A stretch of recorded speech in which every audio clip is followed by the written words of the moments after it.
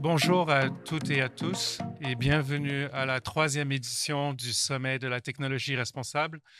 Je m'appelle Saliou Babou et je suis le chef de l'innovation au Consulat général du Canada à New York. Hello, everyone, and welcome to the third edition of the Responsible Tech Summit. My name is Saliou Babou, and I'm the head of innovation at the Canadian Consulate General in New York. We are absolutely thrilled to co-host this event with All Tech is Human and facilitate these timely and important conversations, considering the regulatory and policy developments that are happening in Canada and in the US with respect to responsible technology, AI governance, and online safety. Before passing the mic to Canada's Deputy Consul General André Frenette, just some very quick housekeeping. We will have two health breaks at around 4:30 and 5:45 to give everyone a chance to stretch their legs and take calls if necessary, and to also avoid disrupting the panels. And we'll also be having a networking event and a mixer literally across the street at the West Side Tavern after the event so that we can further engage in these important conversations. Without further ado, now I'd like to pass on the mic to André Frenette, Canada's Deputy Consul General in New York. Merci beaucoup, Saliou, et bonjour à vous tous. Good afternoon.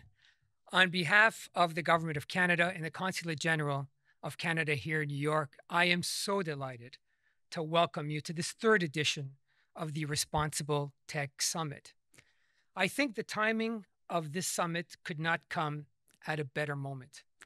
There isn't a day that goes by where we don't read a story or an opinion on how AI advancement is going to be harmful to humankind, or articles and opinions about how AI advancement will greatly benefit social, human, and economic development, or articles and opinions that situate the debate somewhere in the middle. Thank you so much for being with us today to not only help us better understand that space, but thank you as well to our panelists for helping us better understand the policy space within which we find ourselves. So since we last came together in March for the second edition of the Responsible Tech Summit, AI pioneers like Joshua Bengio and Geoffrey Hinton have raised the alarm bells, as you well know, about the rapid advancement of AI technology. Now, they argue that AI technologies can become a threat to our elections, to our security, to our livelihoods, and that these challenges pose significant challenges to governments worldwide, including ours in Canada. We would be wise to listen to their views. But also, we have learned through our engagement with really intelligent and thoughtful people in this community that there's plenty to be optimistic about. We may have to make some trade-offs here and there as we try and find this balance between fostering innovation and protecting human rights and democracy. But our lessons learned and best practices on internet freedom and social media platforms may well inform our path forward. To prepare for this next era of technology, Canada has been a world leader in investing in artificial intelligence research and innovation. Just in 2017, Canada became the very first country in the world to launch a national AI strategy. This strategy is helping commercialize and encourage adoption of Canadian AI technologies, advancing the development and adoption of federal AI standards, and investing in world-class training and talent. And we're so excited to showcase some of that exceptional talent with our speakers today, including Heather Evans, Samantha Bradshaw, Shuman Gosmajumder, Sinead Bovell, Patrick K. Lin, and Shabanaz Rashidia. We're also very proud to highlight the outstanding work of our Canadian academic and research institutions, who are training the world's next generation of tech policy experts, like Tim Wu, and those who are advancing new projects with global thought leaders like Frances Hogan. But we know that we can't forge this path alone.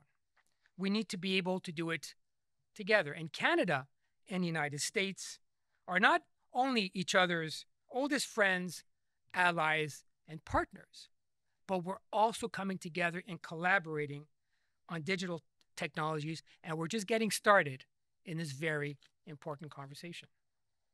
Earlier this year, Canada and the United States announced the advancement of a cross-border semiconductor production corridor, ensuring that both our countries have a secure, a resilient supply of this critical technology input.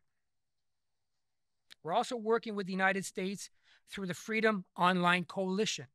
This is the only multilateral group dedicated to defending human rights and democracy online. We're grateful to all of our civil society partners like Ali Funk and Freedom House for their engagement and support. Now, speaking of partners, I want to wrap up my comments by giving or saying a big thank you to David, to Sandra, to Josh, Alyssa, and the rest of the All Tech is Human team.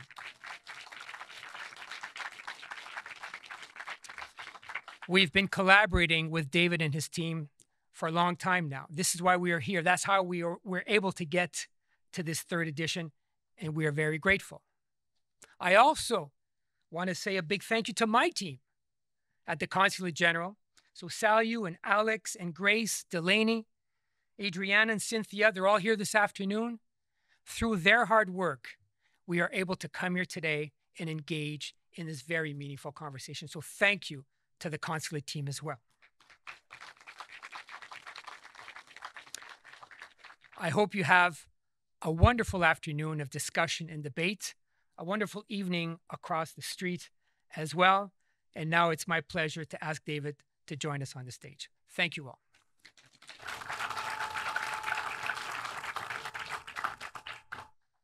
All right, I'm going to walk to the center stage as we get ready for the real activities.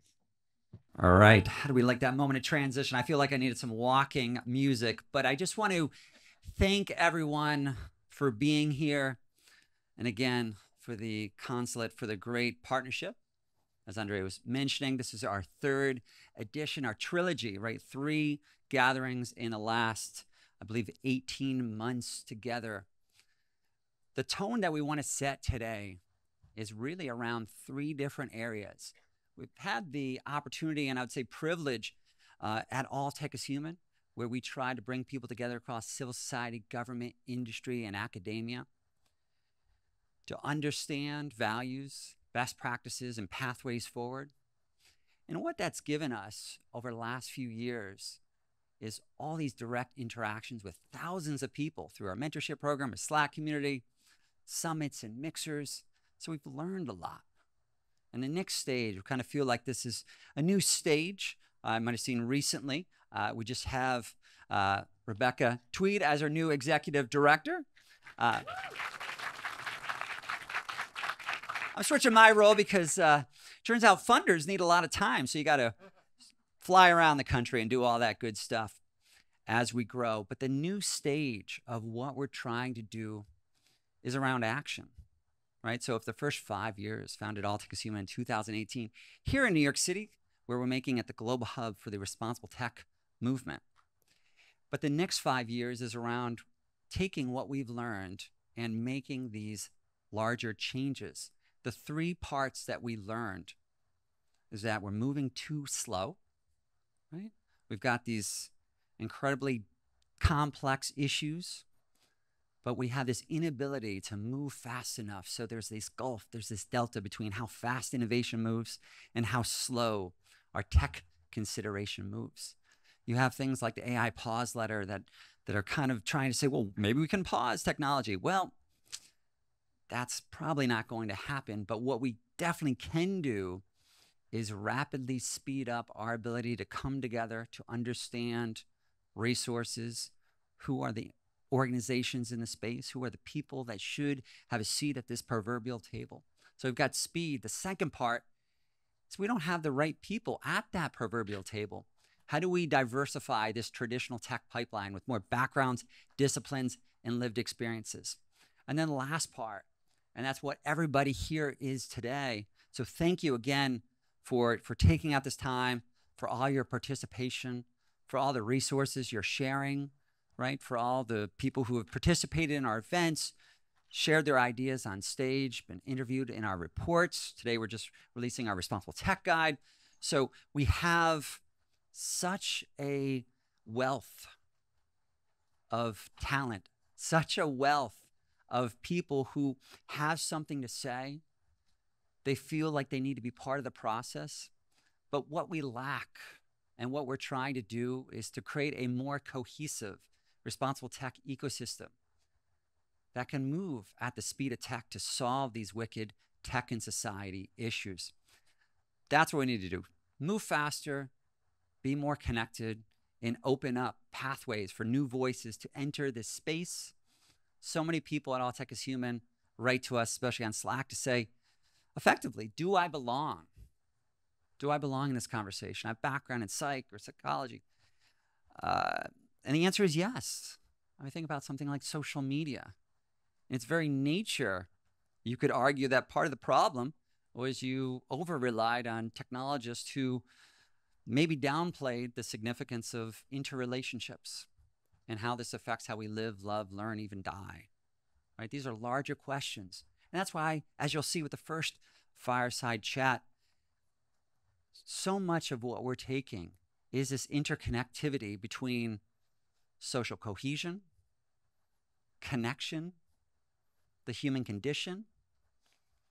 And it's all related to social media and artificial intelligence, because you might be looking at the speakers and say, how does this all connect? I'm going to hand it over to Julie, who is going to tell us with Sherry Turkle how this all connects. So please give a warm welcome to Sherry Turkle and Julie Scelfo. Thank you. Hi, everyone. David, thank you so much for having us. I want to thank you for all the work you've done to make today possible, and thank the Canadian Consulate for being here. If it wasn't for Marshall McLuhan, I wouldn't be here.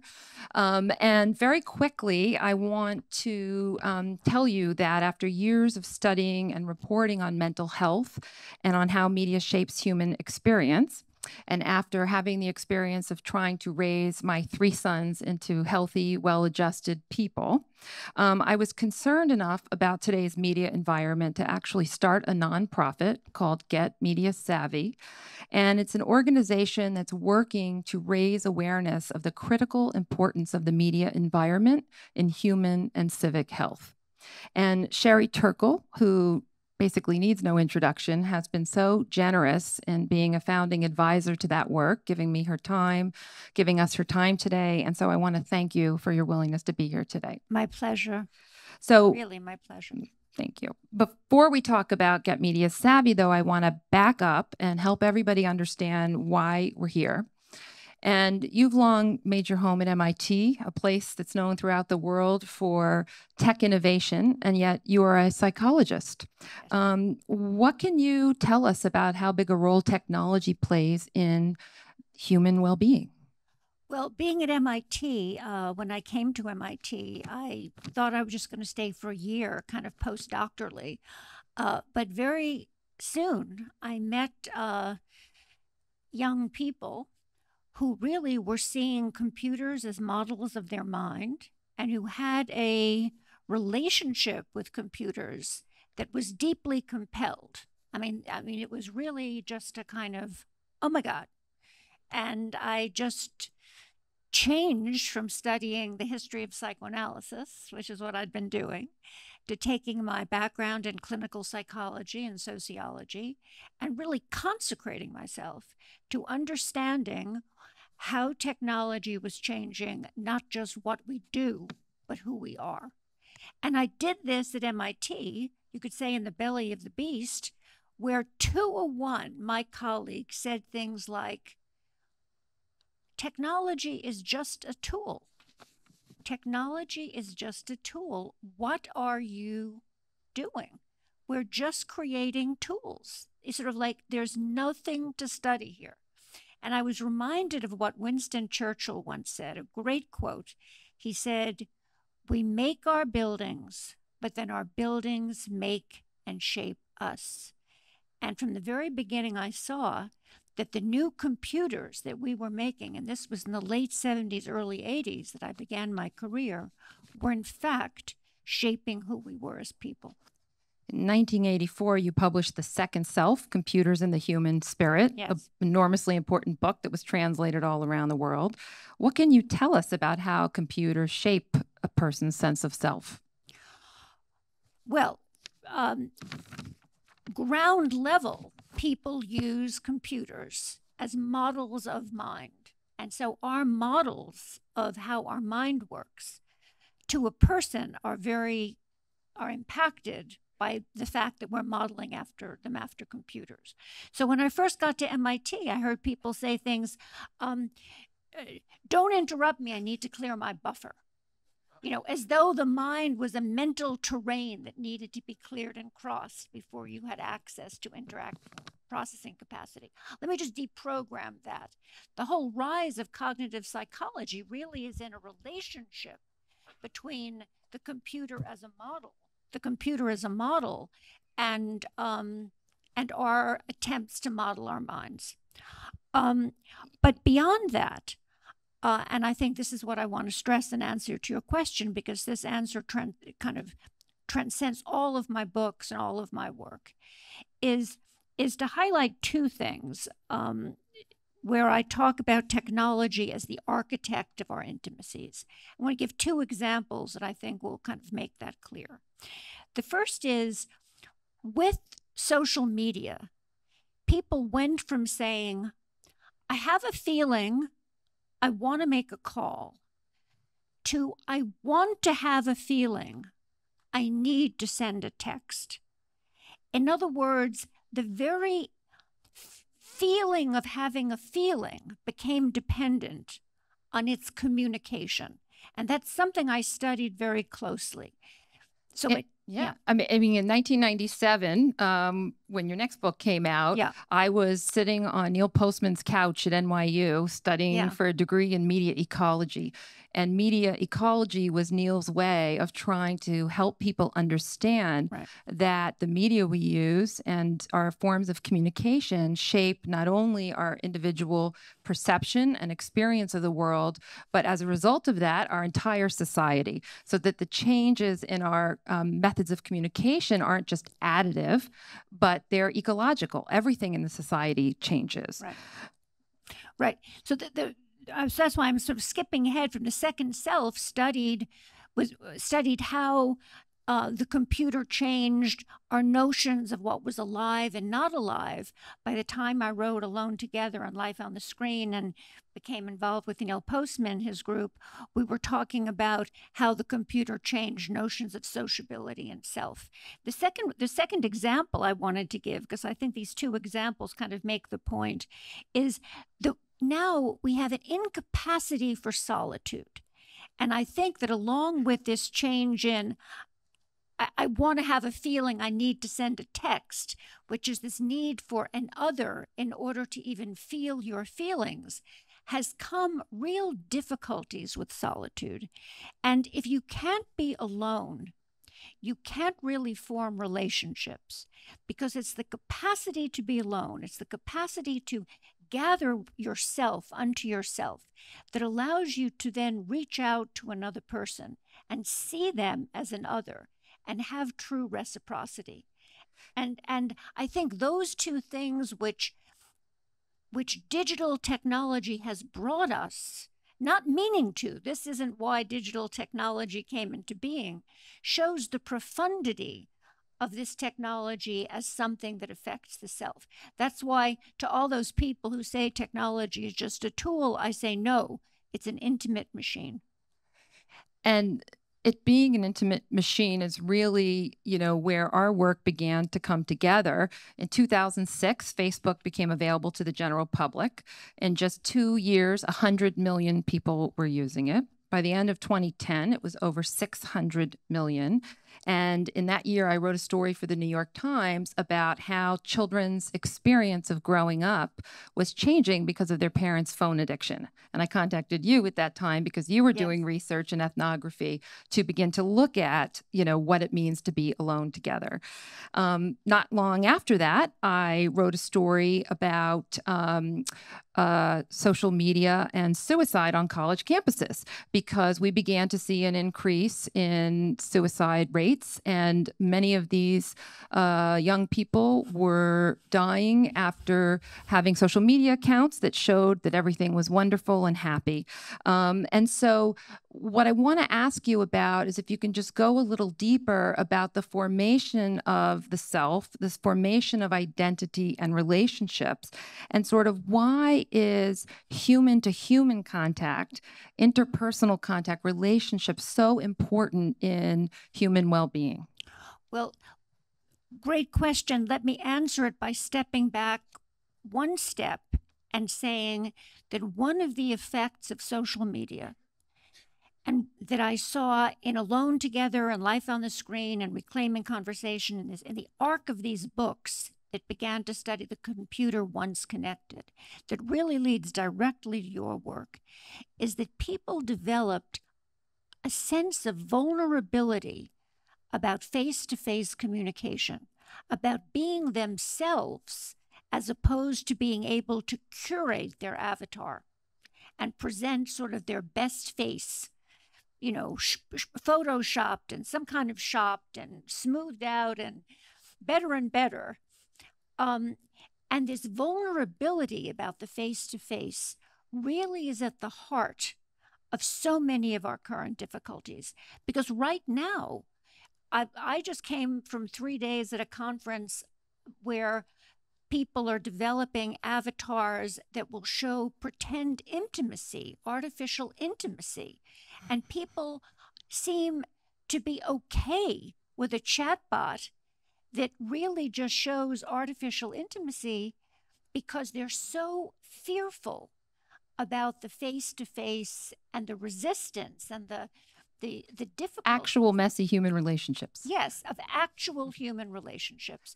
And I think that, it didn't happen overnight, but you just became accustomed to a kind of cleaned up, smoother version of social life where you could just turn it off or where you could tweak it or edit it.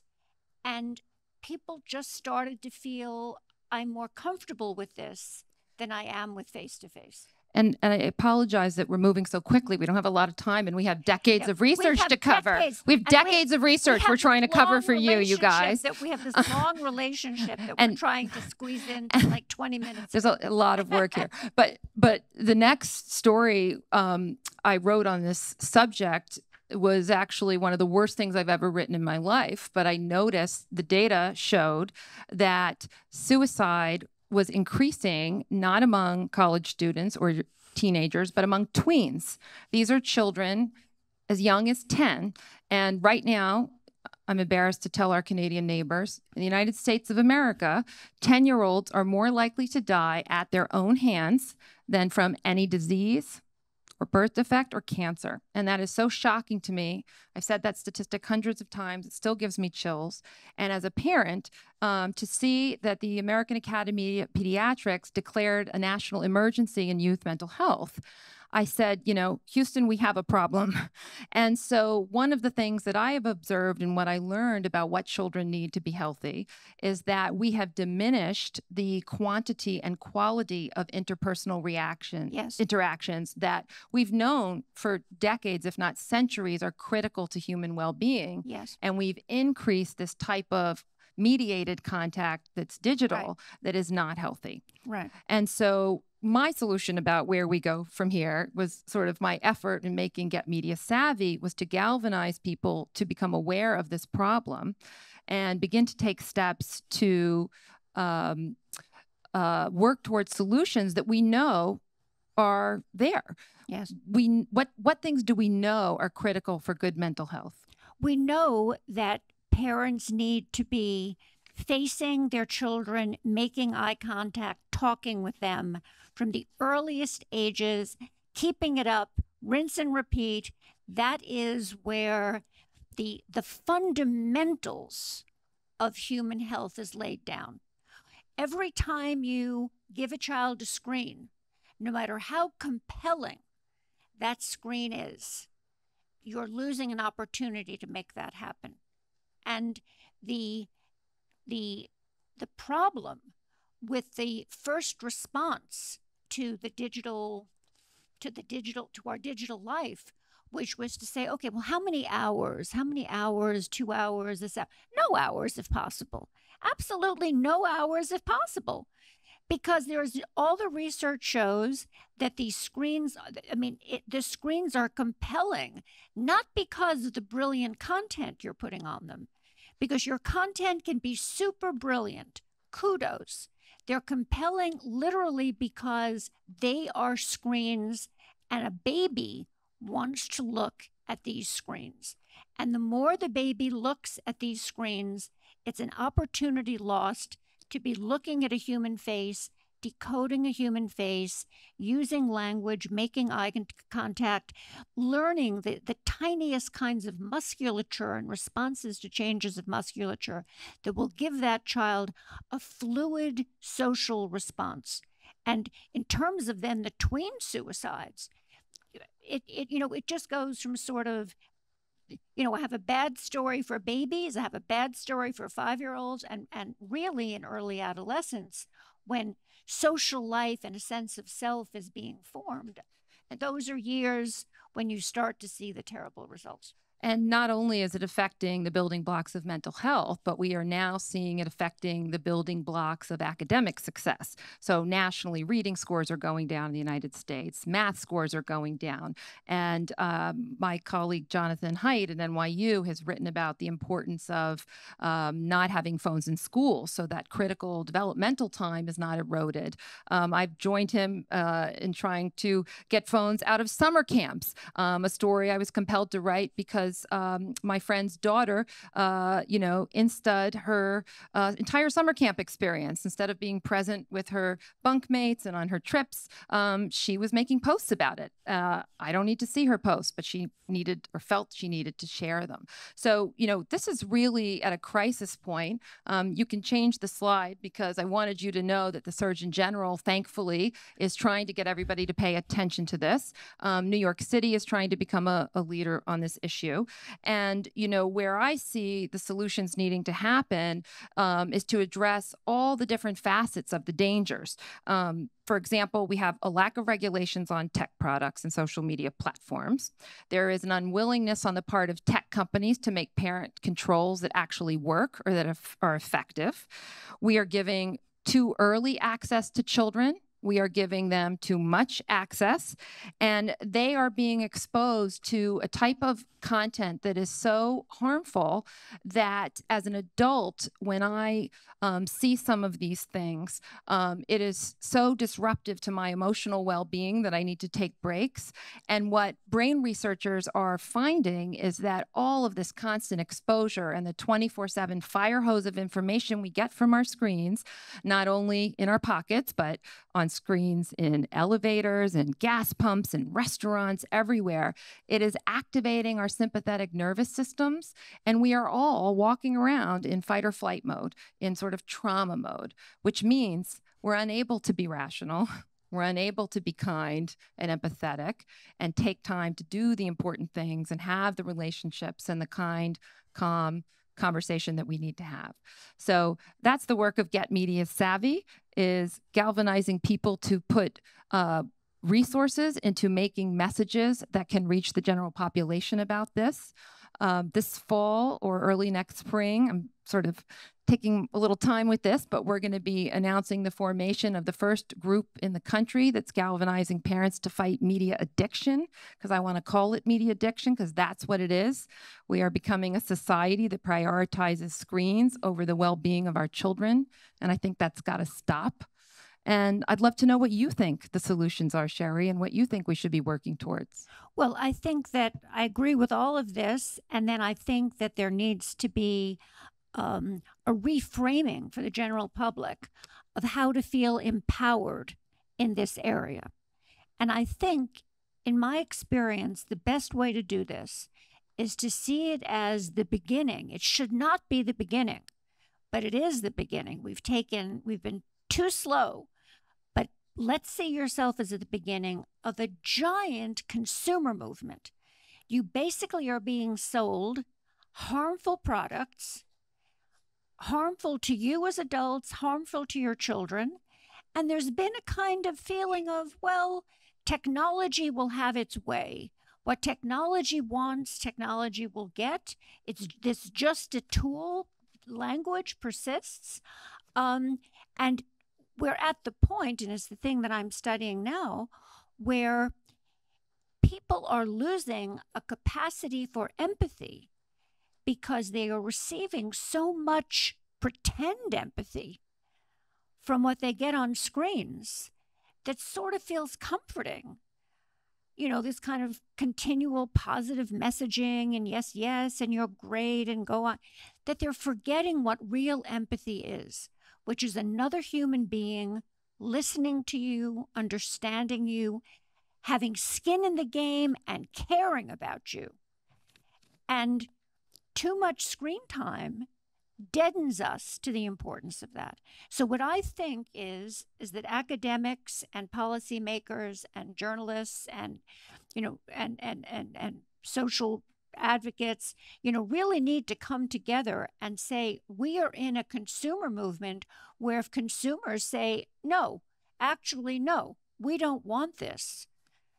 It's what technology wants. It is not what we want.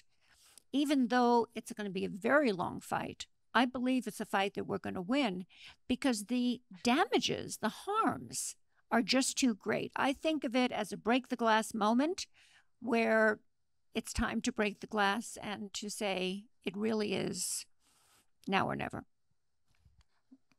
You've been a leader in trying to help us keep tech humane for decades. I want to thank you for that. I want to invite everybody to be part of this fight. I have a piece coming out tomorrow in Fast Company that makes the argument that the Luddites maybe weren't rubes, maybe they were sages. And maybe it's time for us to make a choice and say, you know what is more important to us? Is it our humanity? Are we going to have some boundaries to protect certain parts of our humanness? What does that look like? Is intimacy something that we believe should be human? And empathy. And empathy and relationships and kindness and also childhood. I want to protect childhood. So how are we on time? I think that about wraps. Oh, we have. Oh, good. Okay. So now I get to ask Sherry about her upcoming book. Can you drop a little detail about the book you have in the works? Yes. Well, I'm writing a book on artificial intimacy, which are all these chatbots and robots that want to be your friend, want to be your companion. It, of course, starts with children and elders first. So there are products for children and elders. And these products really begin by having a device that has never known anything about human life, no loss, no care, that has no care, telling you it loves you, it cares for you, it wants you, it's there for you, in the role of mentors and teachers and psychotherapists and lovers. And I'm studying the people who use them. I'm studying the people who make them. I'm having relationships with all of them.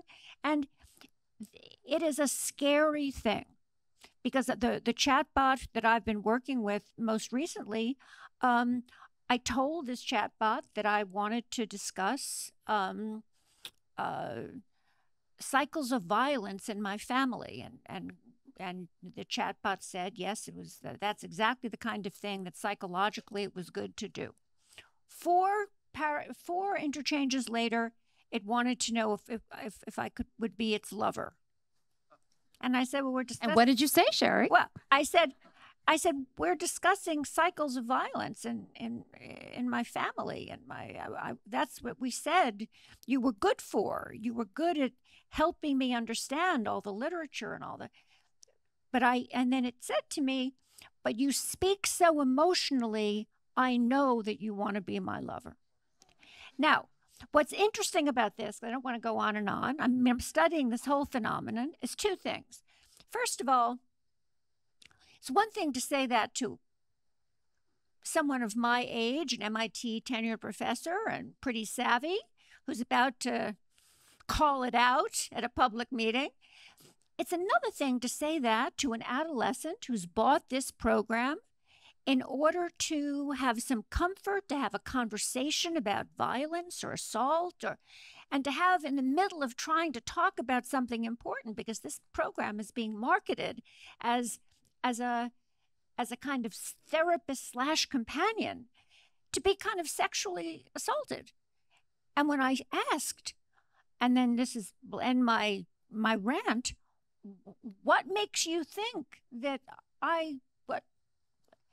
you're not my type. I hope that's what you.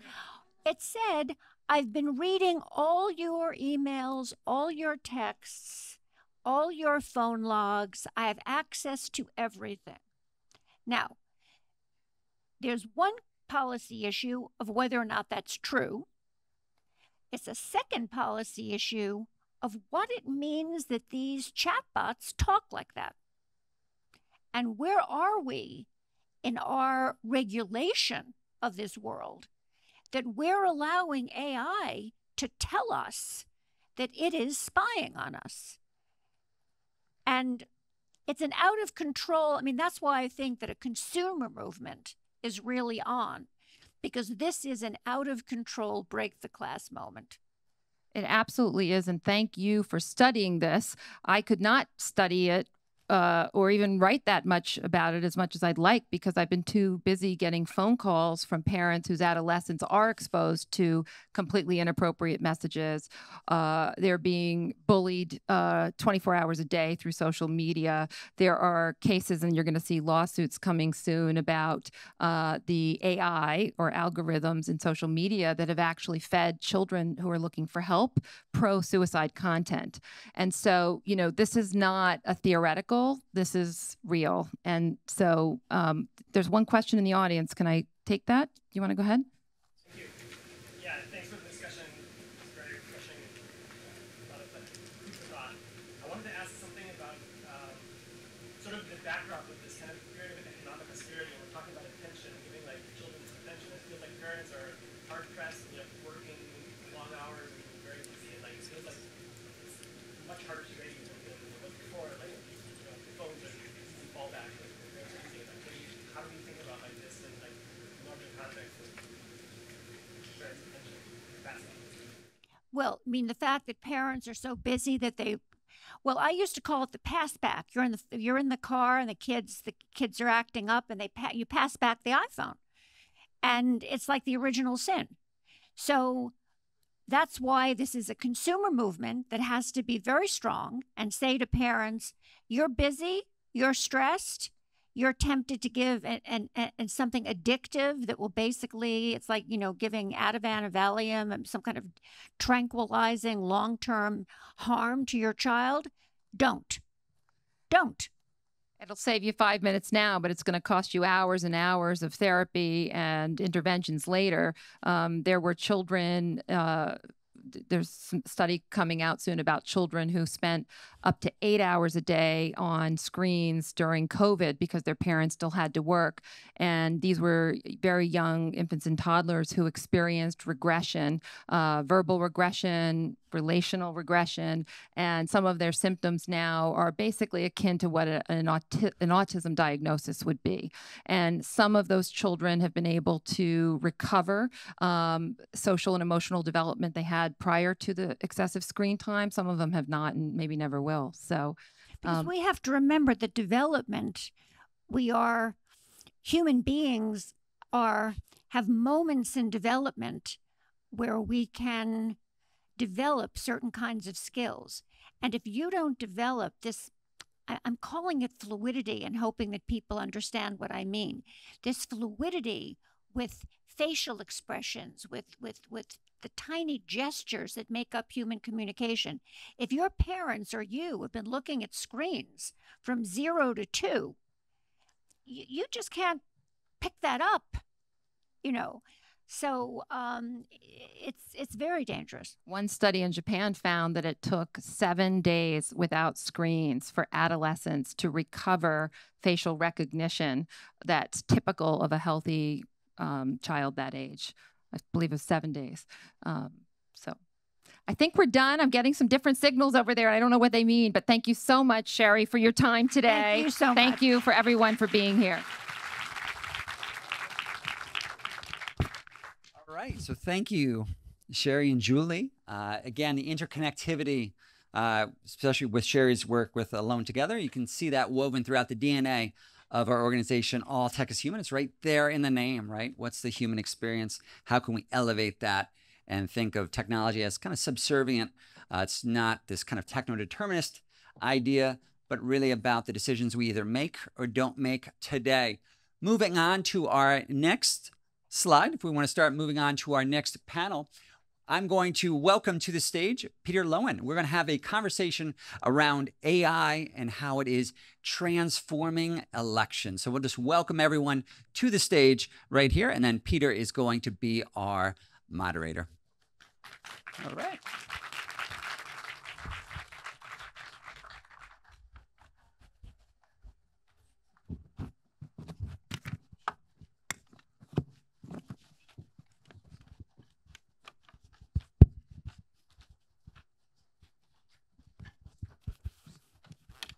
Well, let me say welcome to everyone who's here. As we just wait for our last panelists to come up, I'll just say quickly on behalf of everyone in the audience, thanks very, very much to All Tech is Human and to the Canadian Consulate for such a great program. It's wonderful to be in this chair that I'm in to learn along with all of you. And I want to say welcome to all of you for coming. It's wonderful to see so many people on what is actually quite a lovely New York day. We're going to talk about AI in elections for the next 45 minutes. And if ever this was timely, it is now for a couple of reasons. One is that, as you know, technology, particularly generative technology, is changing at a pretty breathtaking clip. And we're going to hear about the potential that that has to change the practice of elections and to really invite important questions about the security of elections. And in conjunction with that, next year is actually quite an important year on the electoral calendar.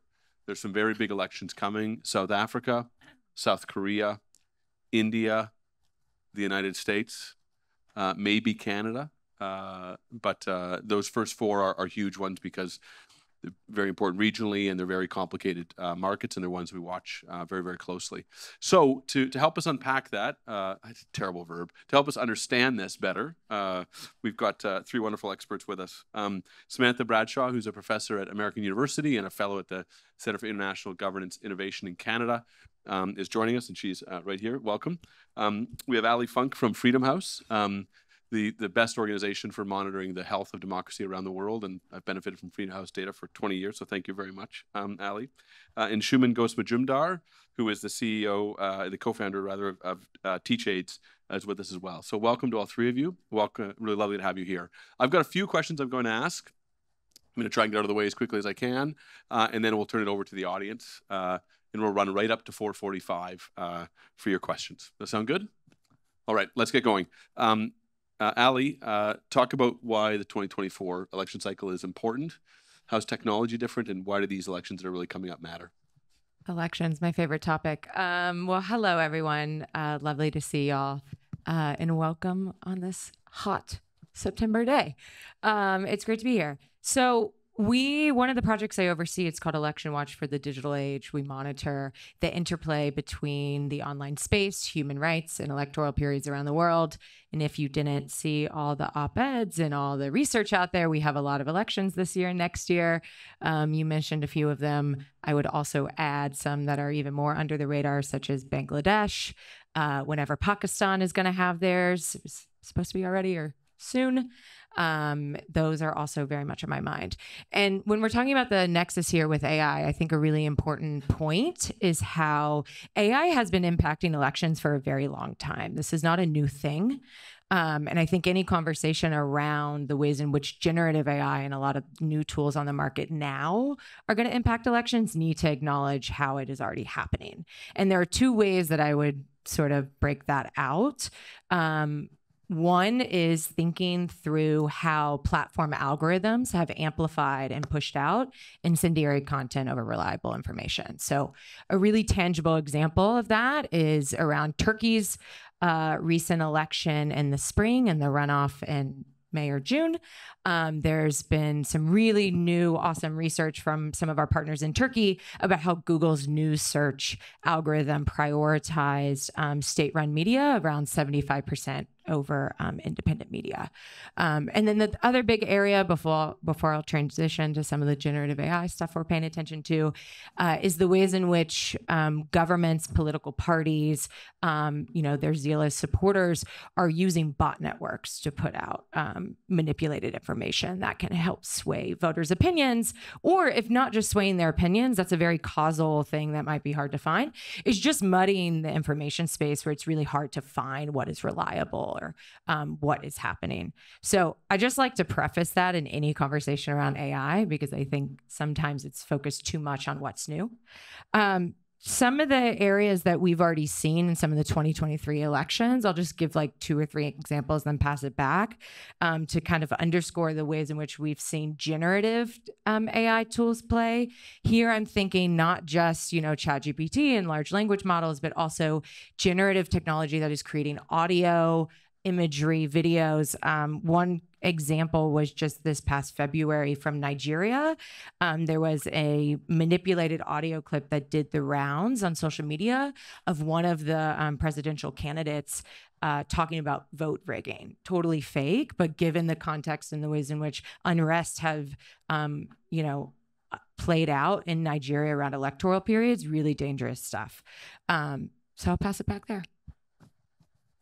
Can you, before I let you pass it back, actually let's talk. Let's go to you, Sam, and maybe why don't you give us a sense of how you think LLMs are as kind of the newest thing on the horizon, are going to change the practice of elections and security of elections. Yeah, definitely. So, thanks so much, Ali, for prefacing this in the broader history of AI, disinformation, democracy.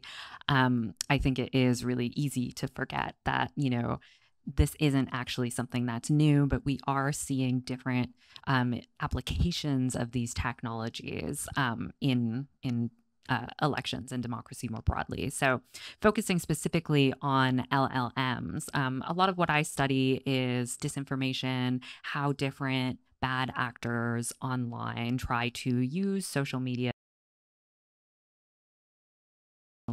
to spread harmful content in the context of elections. And so LLMs can be a little scary, but I don't want to overblow some of the fear around that either. So I'm going to outline to you how I see some of these technologies changing the spread of disinformation online and how it might make disinformation both smarter and scale easier. And I think those are kind of the 2 most important changes that we might see with the introduction of LLMs and these large language models. So when I talk about disinformation campaigns becoming smarter, what I'm really talking about here is that, we're no longer going to see the same kind of spelling and grammar errors that you might get if you have, teenagers in Macedonia who are trying to write compelling messages about, Hillary Clinton's involvement in a pedophile ring in the basement of a pizzeria, right? Things can be much more clearly written, succinctly written, and in the language of a target audience. So that's one important change when we're thinking about them being smarter. We can also think about how they can be more personalized. So you might be able to create a tailored message to a particular community of people. You can ask the LLMs to make the text more kinder, more compassionate, to come off more firmly to implement ideas that speak to a certain community of users. And so that could help make your message more persuasive. You don't have to rely on that like creative content generation anymore to have that same level of insider knowledge about how to speak to a certain community of users. You can kind of offload that work to an LLM. And this kind of personalization and the fact that messages are much smarter now makes them much harder to detect. So as a researcher who tracks a lot of this stuff online, one of the giveaways of any kind of network that's coordinated and inauthentic is that they do this thing called copy pasta, which is essentially taking the same message and just copy and pasting it over and over across multiple different accounts. LLMs allow you to create similar but different versions of the same message. And so that kind of flag or that giveaway to identify these networks becomes much, much harder to find. When we're talking about scale, which is the second way that I think LLMs are changing the disinformation, foreign influence operations game, here, we're talking more specifically about reducing the cost. And it kind of comes back to that idea of, content creation. You don't have to have 50 people in an air-conditioned office trying to come up with clever messages. You can now have your LLM do that for you, which allows more entrance into this kind of market and just allows these operations to scale much more quickly. So I think those are the things that researchers, journalists, activists are really worried about when we're thinking about LLMs and how they're changing disinformation. Shuman, what's your perspective on this? So I've spent most of my career at this point fighting cyber criminals who are using AI in various forms to create various types of fraud. So the way that you do this is by using artificial intelligence yourself. So whether it was analyzing billions of clicks at Google in order to be able to discover click fraud, or looking at all of the millions of fake usernames and passwords that are being generated on social media sites, or stolen passwords that are being put into login forms on banks and airlines and government agencies, the way that you identify that cyber criminals are using automated tools to be able to create these types of attacks is by using machine learning. So you look at all of that in a large-scale model, and that allows you to start to see patterns and do something about it. And as we did this work, for decades now, what we've seen is that the image that the vast majority of people have about what cybercrime looks like, of a lone individual in their bedroom wearing a hoodie in most cases, trying to figure out how to get into a system, that has not been the case for many, many years. Cybercrime, and by the way, also nation states engaging in any kind of manipulation of any target that they're trying to infiltrate, has always been about very federated, commoditized networks of organizations that collaborate together to be able to create extremely sophisticated attacks. So, Ali was talking about botnets. So when people think about botnets, they often think about what they see on Twitter and just individual accounts that are repeating the same kinds of dumb messages. And yes, that can be the case sometimes. However, in order to have a botnet in the first place, you have one set of cybercriminals that identifies vulnerabilities within applications and operating systems, another set of cybercriminals that then develops malware to be able to exploit those vulnerabilities, yet another set of cybercriminals who specializes in distributing messages to get people to click on links to install that malware on their machines, and then when they've installed that malware on millions of machines, they have a botnet, and yet another group of cybercriminals administers that botnet to sell it to yet another group of cybercriminals who uses it for whatever types of attacks they want. So that is the starting point of 15 years ago. Since then, it's only gotten more complex. You've got marketplaces that allow cybercriminals to be able to trade in all kinds of different tools and technologies. And so now you add LLMs on top of that. And what has already happened is that much of the discussion that's happening in the tech industry around regulation around AI. How can we make sure that AI is going to be safe for the election? How can we protect elections against AI in general? In some cases, is irrelevant to what cybercriminals are doing. Because any regulation that you have, cybercriminals, by definition, don't care about laws. And so there's a really interesting challenge here. And so what I found in the security industry in general is that people are usually looking for binary answers. They want a silver bullet solution. They want to know, is it possible to make elections safe against AI?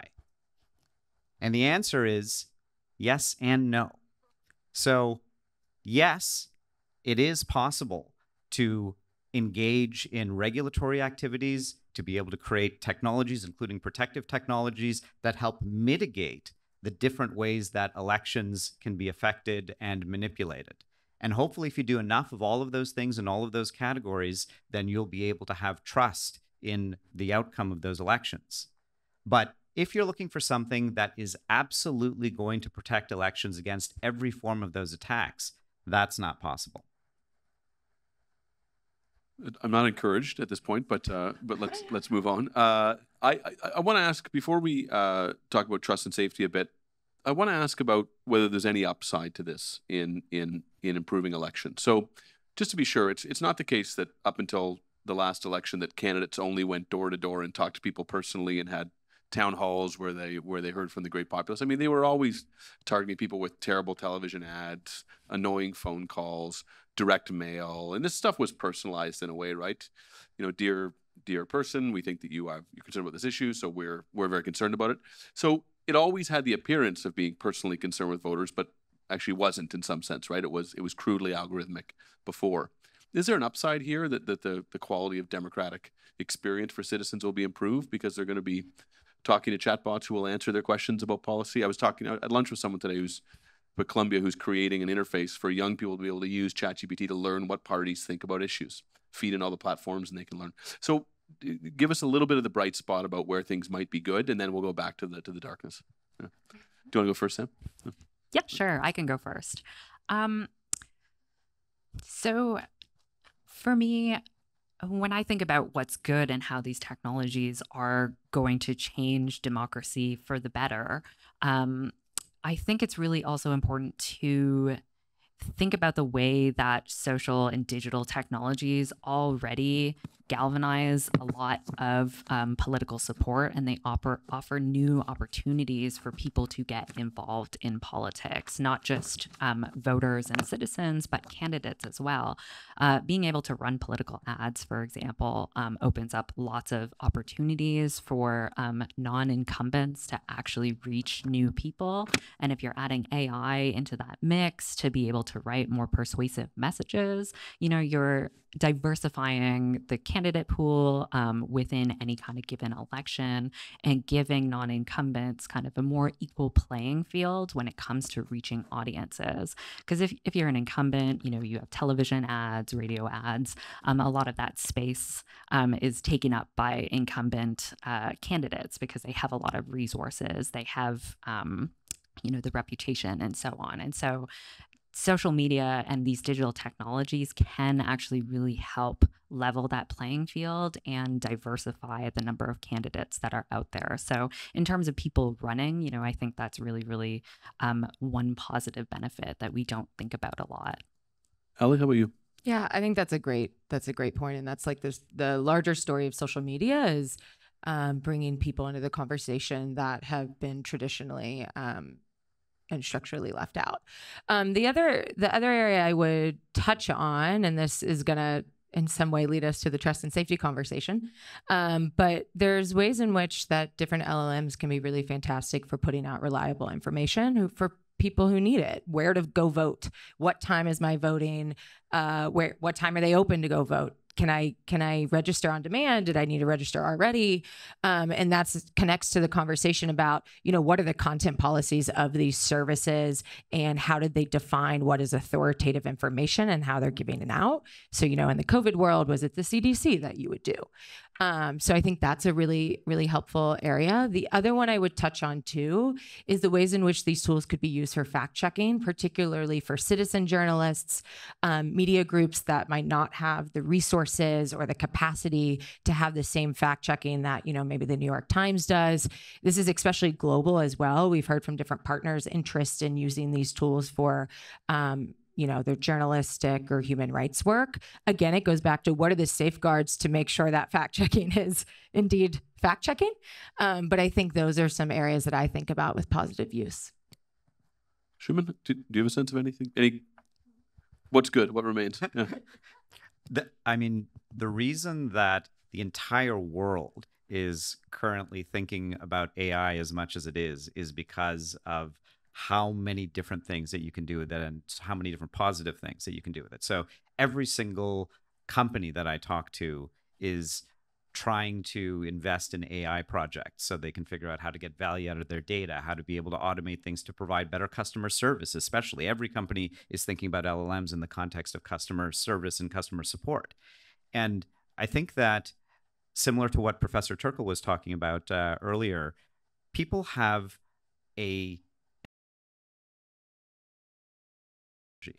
and LLMs take that to a whole new level because now you've got something that really understands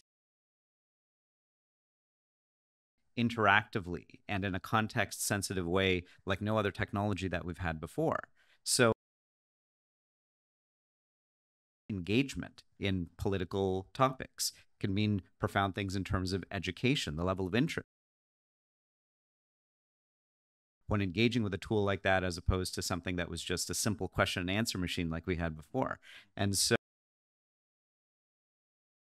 creative uses of LLMs that are going to surprise us in the coming days and delight us as well. There was one study that showed, this was a couple of years ago, that interacting with something like an Amazon Echo device on a regular basis actually had a positive effect on loneliness. And an Echo is so primitive, like Alexa is so primitive compared to what you can do with ChatGPT, with the level of language and the amount of information that it can bring to bear on any topic that you want to discuss. And so I think that there are lots of positive things that are going to come, including in the political process. Now, of course, one of the things that is also happening already and will happen more and more is manipulation in the political process as a result of that from groups that are not criminal, that are not enemy nation states, like just trying to manipulate people by targeting them more effectively. So when we think about things like Cambridge Analytica in the past, now what you can do with an LLM is actually point it at somebody's social media profile and say, figure out the perfect pitch to them to get them to vote for our candidate. What are the things that they might be afraid of? What are the things that they might support? And now write an email that's the perfect opening for that individual person as opposed to having to target at the demographic level. Just by a show of hands, who thinks that's an improvement in democracy? No, I'm serious. Who thinks that's an improvement, that parties would be able to more effectively persuade someone to vote for them? And who thinks it's a degradation? That's interesting to me. Okay, let's when we come back to it, let's talk about trust and safety, Ali, which you brought up, and we agreed to talk about it. 2023 was not a banner year for trust and safety in a lot of social media companies and platforms. Do you worry that we're kind of walking into a perfect storm here of a big set of elections going to be fought over platforms without internal oversight? Yes.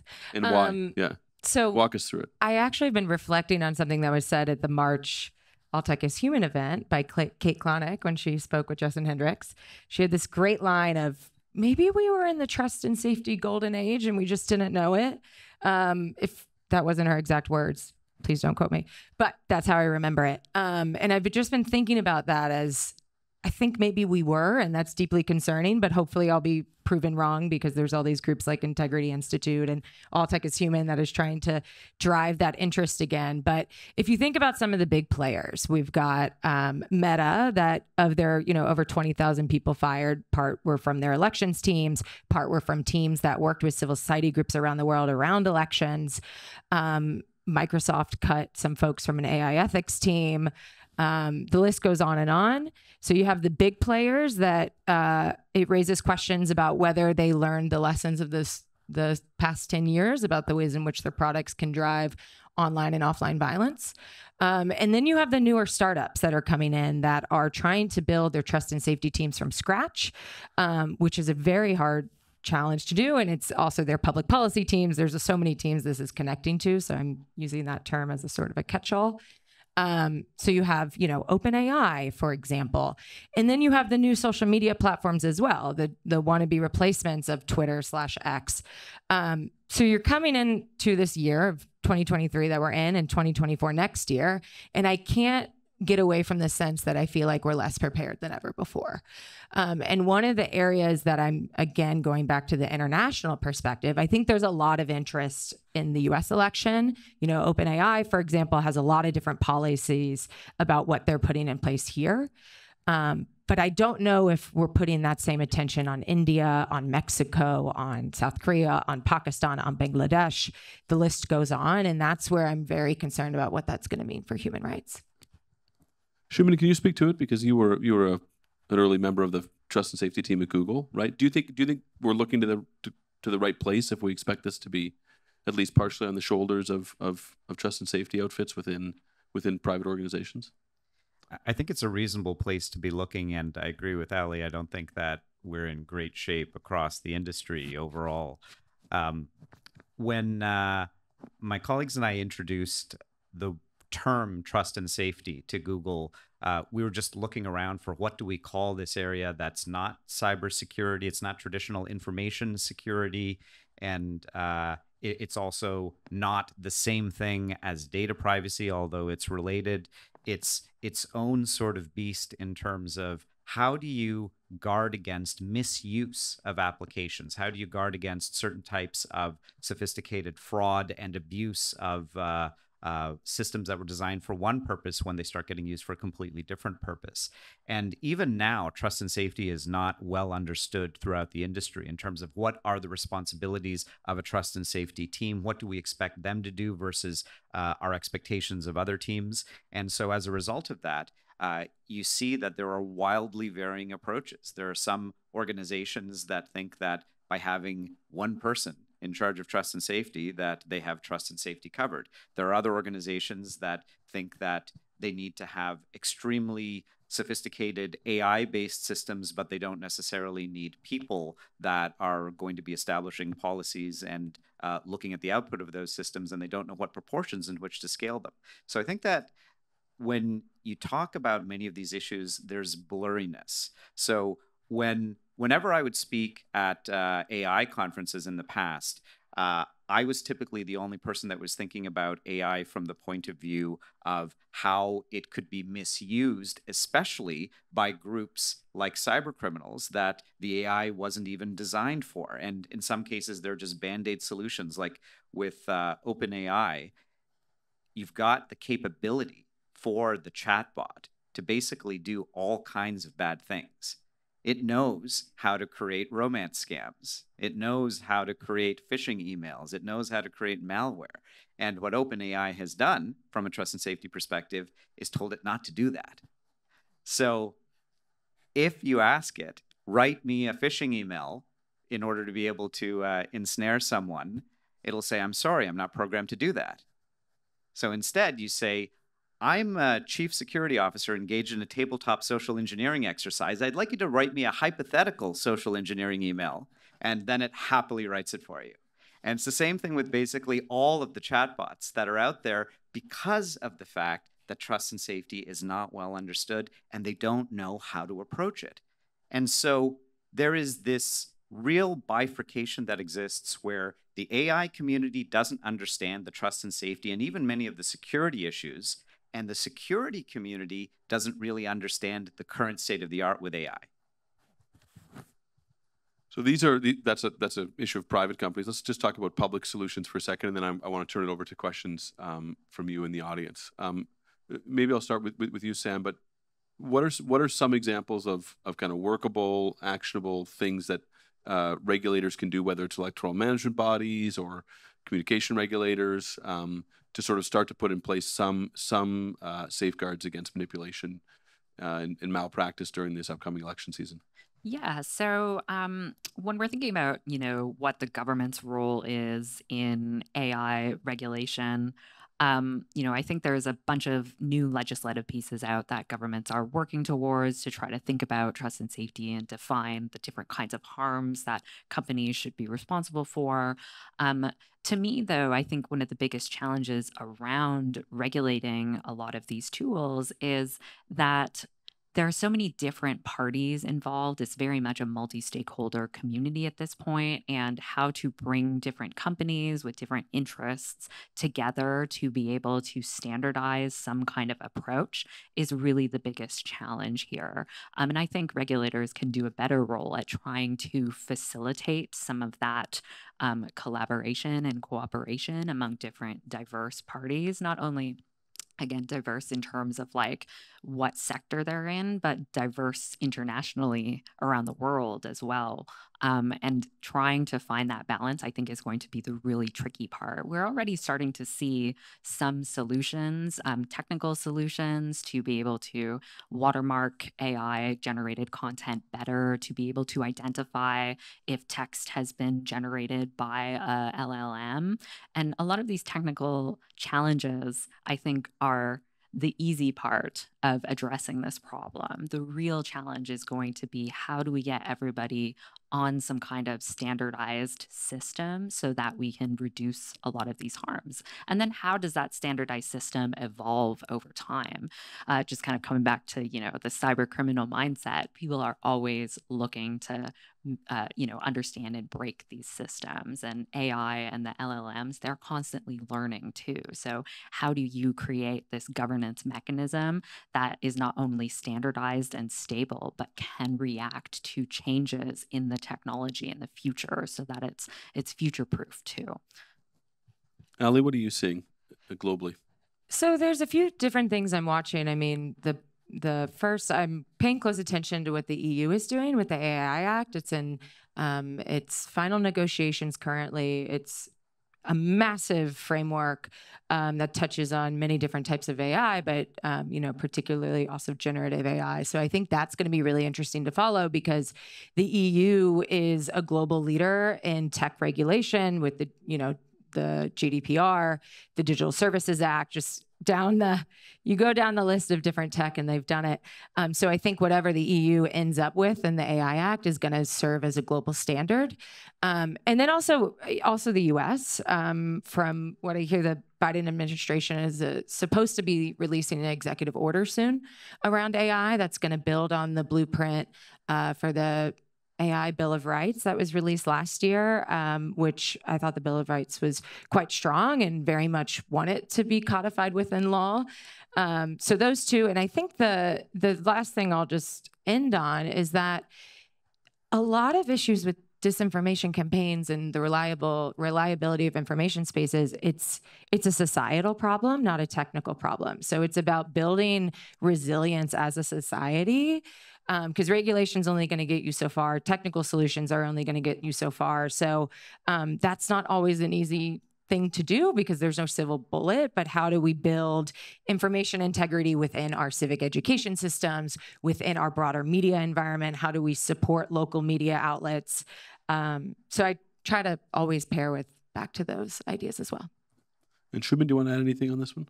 Yeah, I couldn't agree more with what Ali was saying about education being important and people's expectations when they're consuming information.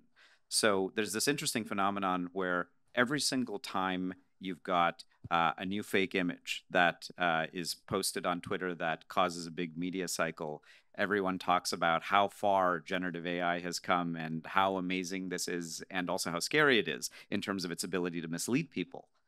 But I don't think that too many people are actually misled by most of those images.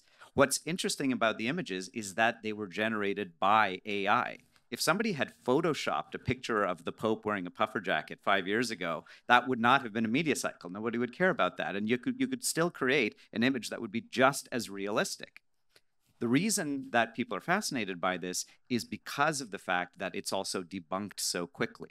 Yeah. So if you had something that was spreading very quickly and people didn't realize, that would be really scary. And I haven't seen an example of that in public yet, but in private, it's happening all the time. And, just to kind of build on that point a little bit too, there's a lot of research out there on like deepfake videos that shows that actually people are pretty good at identifying this generative content. We know that something's a little bit off with these videos or these images. There's something not quite right. People can tell. Maybe one day the technology will get better, and we won't be able to tell as easily. But, right now we don't give people enough credit to be like critical readers of information. But what is also interesting about some of this, these studies on deepfakes and people being able to debunk them, is that while we can tell whether or not an image is fake, people also report feeling kind of uneasy about the content that they're seeing. And so this unease, I think, is what we really need to be concerned about, which comes back to this idea of media literacy. And what I'm trying to say is, when we feel uneasy about the content, it's not a problem of fact checking, but it's a problem of trust and building trust in our media literacy programming. Because if we can debunk content, but we're constantly on the lookout for things that are trying to dupe us, that's not good for democracy either. And so how do we build these media literacy programs that help enhance trust in our media ecosystem, that give people the tools to be critical, but avoid some of that skepticism building that I think is happening a lot when we're talking about media literacy responses to disinformation? Yeah, it's probably not a long-term selling proposition for media to tell you that you have to constantly be on the lookout for people lying to you, right? It erodes their legitimacy, right, as purveyors of truth. Are there questions in the audience? There are. So I'll go to you, ma'am. Yeah, and please just stand up and project your voice. Yeah. Hi, my name is Shay. I'm from the UK. We also have an election pending in next year. And for my sins, a recovering politician who got into this space because of facing online abuse. So I sit on TikTok's Trust and Safety Council. So I'm particularly interested in this subject. But I guess I'm particularly interested from a minoritized community point of view, and how a lot of the disinformation conversation that is being had now is because it's impacted white, middle class, and upper class communities, aka Hillary Clinton. But disinformation has been impacting Black communities for so long. So my question to you is, after Black Square Summer and White Urgency, there's now been a decline in caring about Black people's experiences of online abuse. What would you say if there was a politician in front of you that we need to be doing to center minoritized voices and a dehumanizing language that exists on these platforms that just people don't care about until it impacts a white, blonde-eyed, blue-eyed person online? Great question. Who wants to take it? Please. I mean, I think you're exactly right. Digital repression has always is quite I'm a researcher, so I don't like really strong statements like that. They make me nervous, but I'm going to go, has always disproportionately impacted people who are marginalized, people of color, ethnic and religious minorities. And that's what our, research consistently finds. And there needs to be more work on that. And then understanding that the policy solutions might look differently based on the issue of the influence operation, the targeted community of it. I think there's been a lot of really good research over the past few years of, at least in the US context, of thinking through how disinformation campaigns are disproportionately impacting Latinx communities in the US, being done in Spanish, particularly also with the Chinese immigrant community and Chinese Americans as well. So I guess positive, not answering your question directly, but I've been heartened to see a lot more of that work being done. And I think it should be centered. And that work goes back to funding, of working to fund it more, because you're exactly right. I think there's a related issue with LLMs specifically. And when we're talking about generative AI, we've seen many examples of how it basically amplifies bias that already exists in society because it's trained on data from the entire internet. And so if the internet has a particular bias, the LLM is going to present that bias as fact, which is kind of terrifying in some circumstances when you're thinking about how do I hook up generative AI to some decision-making process. And so I think that that's something that definitely needs to be top of mind for any politician that I would talk to. Yeah, I think some of the more effective disinformation campaigns that we've seen take place, they aren't about trying to convince people of some wild lie. They're much more about weaponizing racism, weaponizing sexism, xenophobia to drive polarization, to make, Black Americans and white Americans not be able to see eye to eye on issues. They're about suppressing certain kinds of voices from participating in the digital space by attacking women, female politicians, journalists. And, they're about taking xenophobia and using that to incite political violence against one another. And I think when we're thinking about the way that identity intersects with mis and disinformation campaigns, it becomes a very difficult problem because platforms can't just label something that's racist. They can't just, fact check sexism very easily, right? Because this is something that's like deeply ingrained in human biases. And so just coming back to this need for a whole of society approach, the role of people in these systems too, the role of not only designing our technologies better to not, amplify these human biases, but to rebuild that empathy and that trust and that understanding in our shared humanities, a really big long-term problem that we're going to have to address. I've been told it's time for me to wrap things up. I hope you've learned as much as I have, and I hope you'll join me in thanking our wonderful panelists.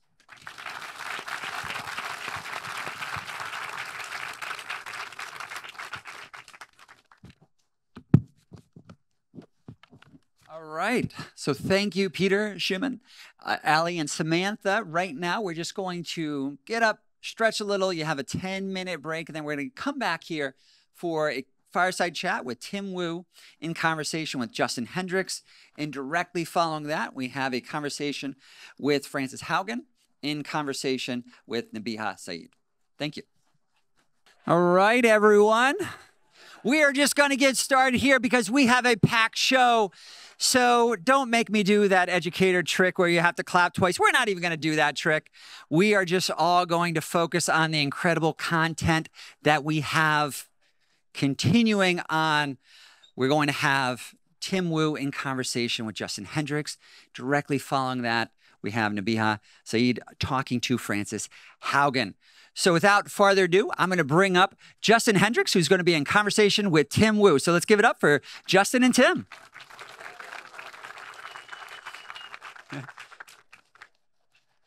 Yeah. Here you go. Stage managing ourselves. Drop the mic. Good afternoon. How's everyone doing? We're having a good time. All Tech is Human group puts on a great set of events. They've been very busy this week. David and Canadian Consulate, very grateful to you again for allowing me to be part of this. And Tim Wu, I'm very privileged, very proud to be sitting on the stage next to you and have the opportunity to ask you a bunch of questions. Tim Wu now back at Columbia, where he has taught with some interruption since 2006. But most recently, of course, known as the architect of the Biden administration's competition and antitrust policy. So this man spent a couple years in the White House, close to the seat of power, making a bunch of decisions about some of the matters that we've been talking about today.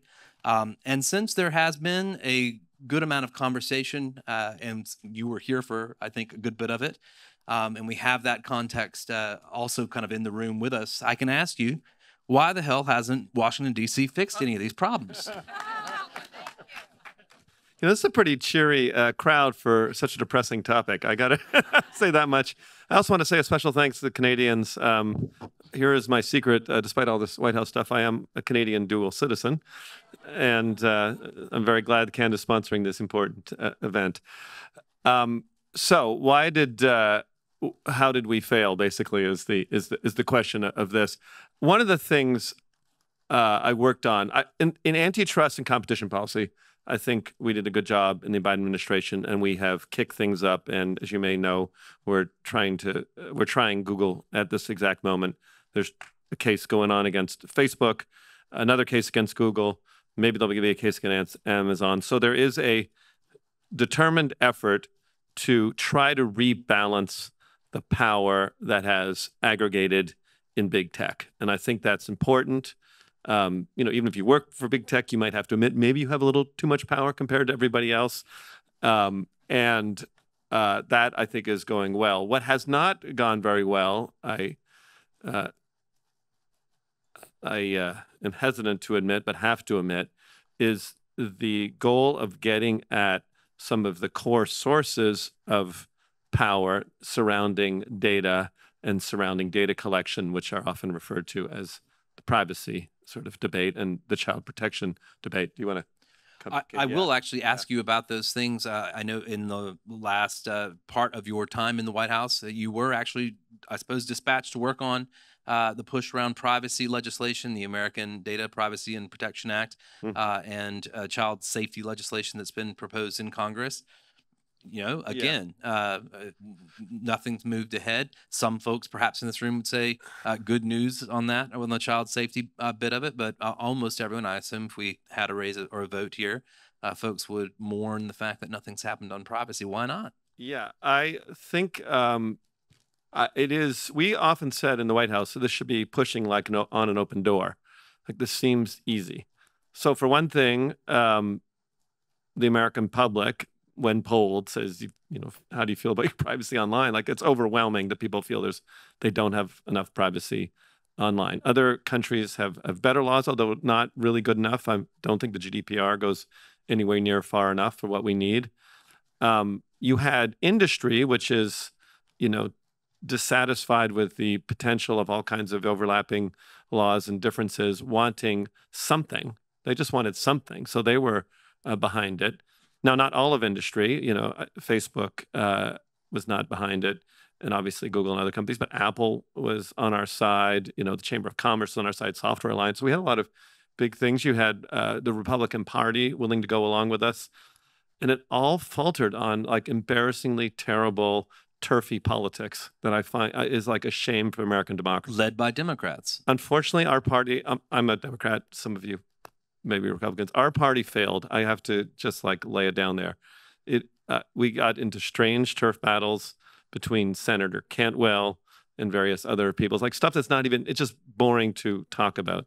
California, who at one point in the history of this nation liked to pioneer things and then pass it on to the whole country, came out very strongly against federal privacy laws for reasons that they thought were defensible, but to me sound a lot like turf defense and a lot like we have a new, you know, executive agency and we want to do all this stuff. So they got this, they got the Pelosi. Pelosi said she was going to support it. So, you know, we had a pretty strong federal privacy bill. We had a lot of support for it. And it took a big step conceptually. I don't want to turn this to a law school lecture, but I think it's incredibly important that we go beyond the model of the people who hold your data have to be sort of careful with it or delete it or do things if you ask them to preventing the data from being collected in the first place.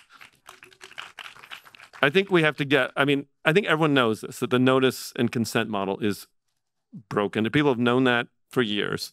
And what you have to do is ban data collection in certain forms or make it absolutely limited to what the thing is. You know, if someone has a dog walking app, it shouldn't be collecting everything about you and reading all your emails. It should be about dog walking. You know, and you know who else is behind us? The intelligence agencies were behind us on this stuff. So like, this is a problem. We've created this spy architecture that other countries use, you know, to spy on us. And so we didn't, like the forces you might think would be against this kind of stuff were on side, and we couldn't get it done. It was an indictment of American democracy and a little bit indictment of the left, I hate to say, but overall our system of government. So we should have this. Everybody wants it. There should be much less data collected. It should be that which is strictly and absolutely necessary for the functions being performed and nothing else. And that is clearly what we need. And the question is making that happen. Let me push you a little bit on that question. What, in fact, do you believe the left did to scuttle privacy legislation?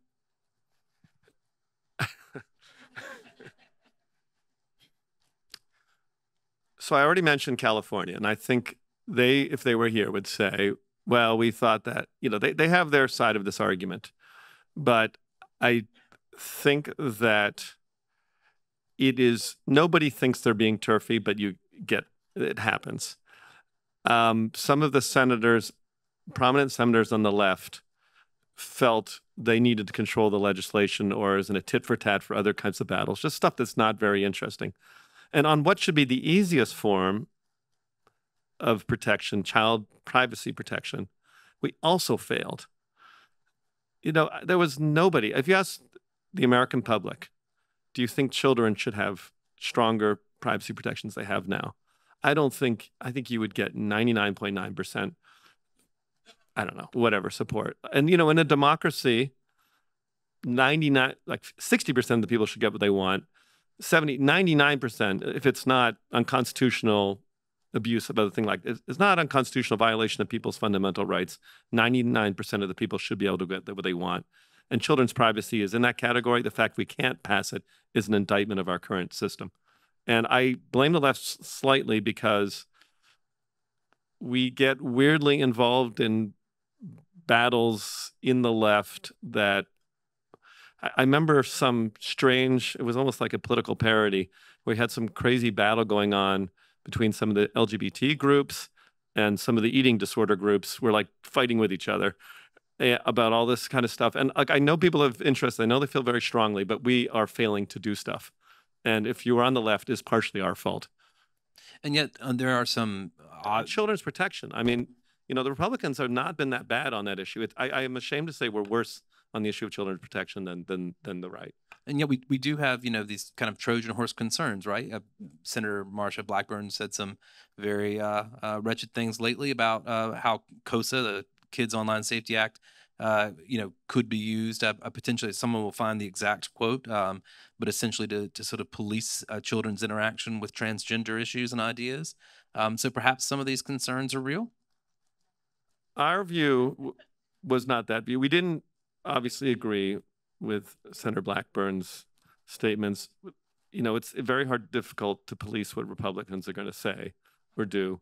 But I think the basic goal of a children's protection law, actually related to the last panel, is we wanted to force companies to spend more on trust and safety and on children's protection. That's all we wanted to do. The president felt that was very important. We didn't want Facebook to be firing 20,000 workers or, whatever they call that Twitter company, to be firing all their staff who take care of this stuff because they're too afraid of liability. That's what we wanted to accomplish. I have friends in trust and safety at companies who won't disclose. They're like, the United States isn't really putting much pressure on us. So no one, they're not really after us. Europeans get after us. All you do is occasionally have a hearing. We show up, they yell at us for a couple hours, then we go home. Yeah. And okay. And then we know we don't have to do anything. So they don't have to really spend money on this at all.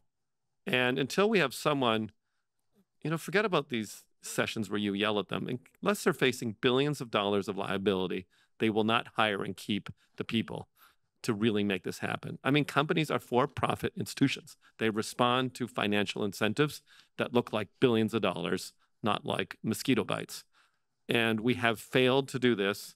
We have failed to create the incentives to make companies invest seriously in trust and safety. And that's what we wanted to do. And we've gotten distracted by a lot of stuff. We've let this pass. And I think it is a disservice to our children.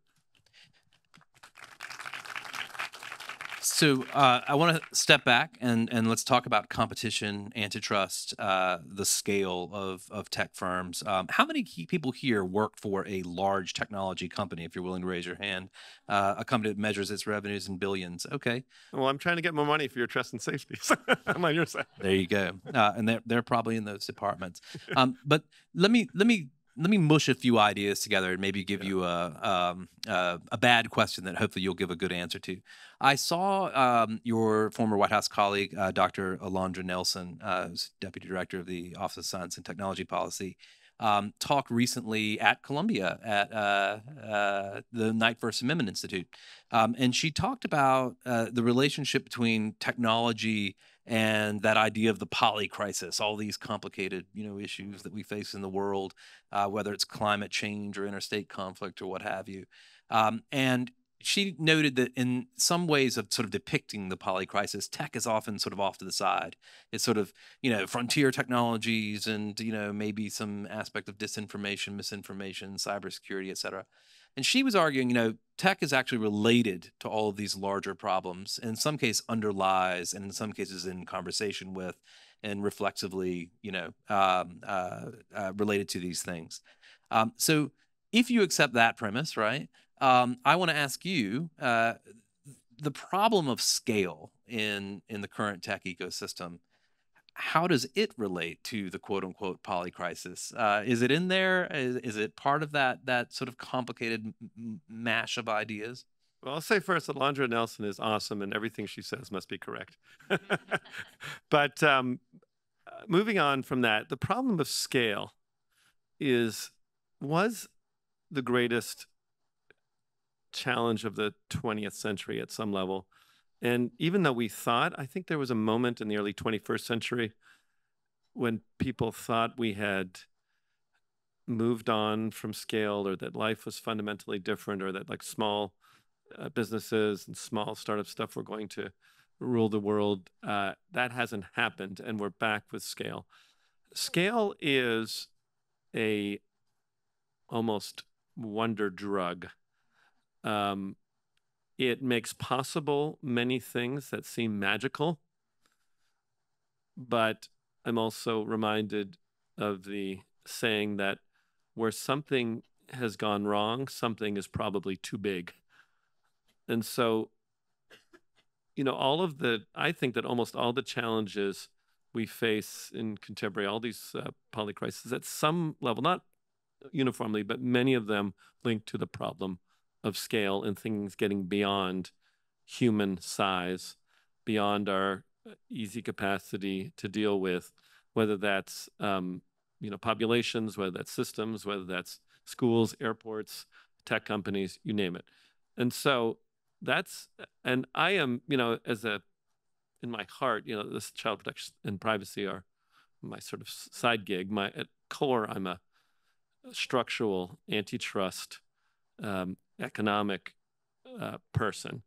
And I think that getting a handle on the dangers and possibilities of scale is core to building a future that works for everyone. Now, I've said a lot of abstract stuff. What does it mean a little more concretely? As I said, I think in the early 20th century, people had thought that the advantages of scale had disappeared, that little startups like Google were beating big companies like Microsoft, that little bloggers were beating existing news organizations, that, the advantages of being big had disappeared. That all seems like a bad joke 15 years later, or not a bad joke, but a passing moment. I mean, there are still times where people have individual success and so forth, but, go try and launch a e-commerce site to compete with Amazon, and odds are you're going to find it a challenging thing. And the main reason is Amazon has an extraordinary scale.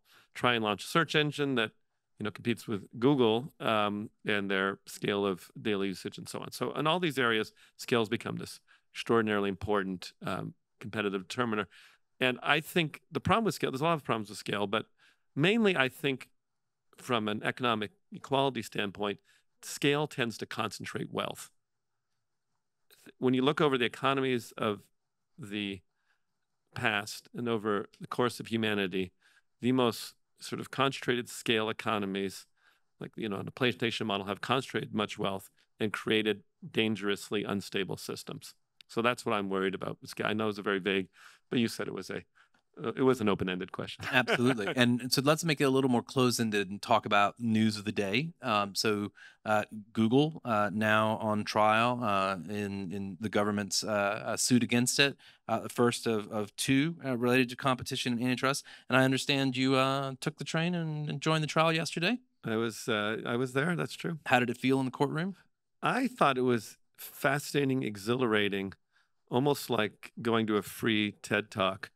Well, actually, a mixture of like Law and Order and TED somehow.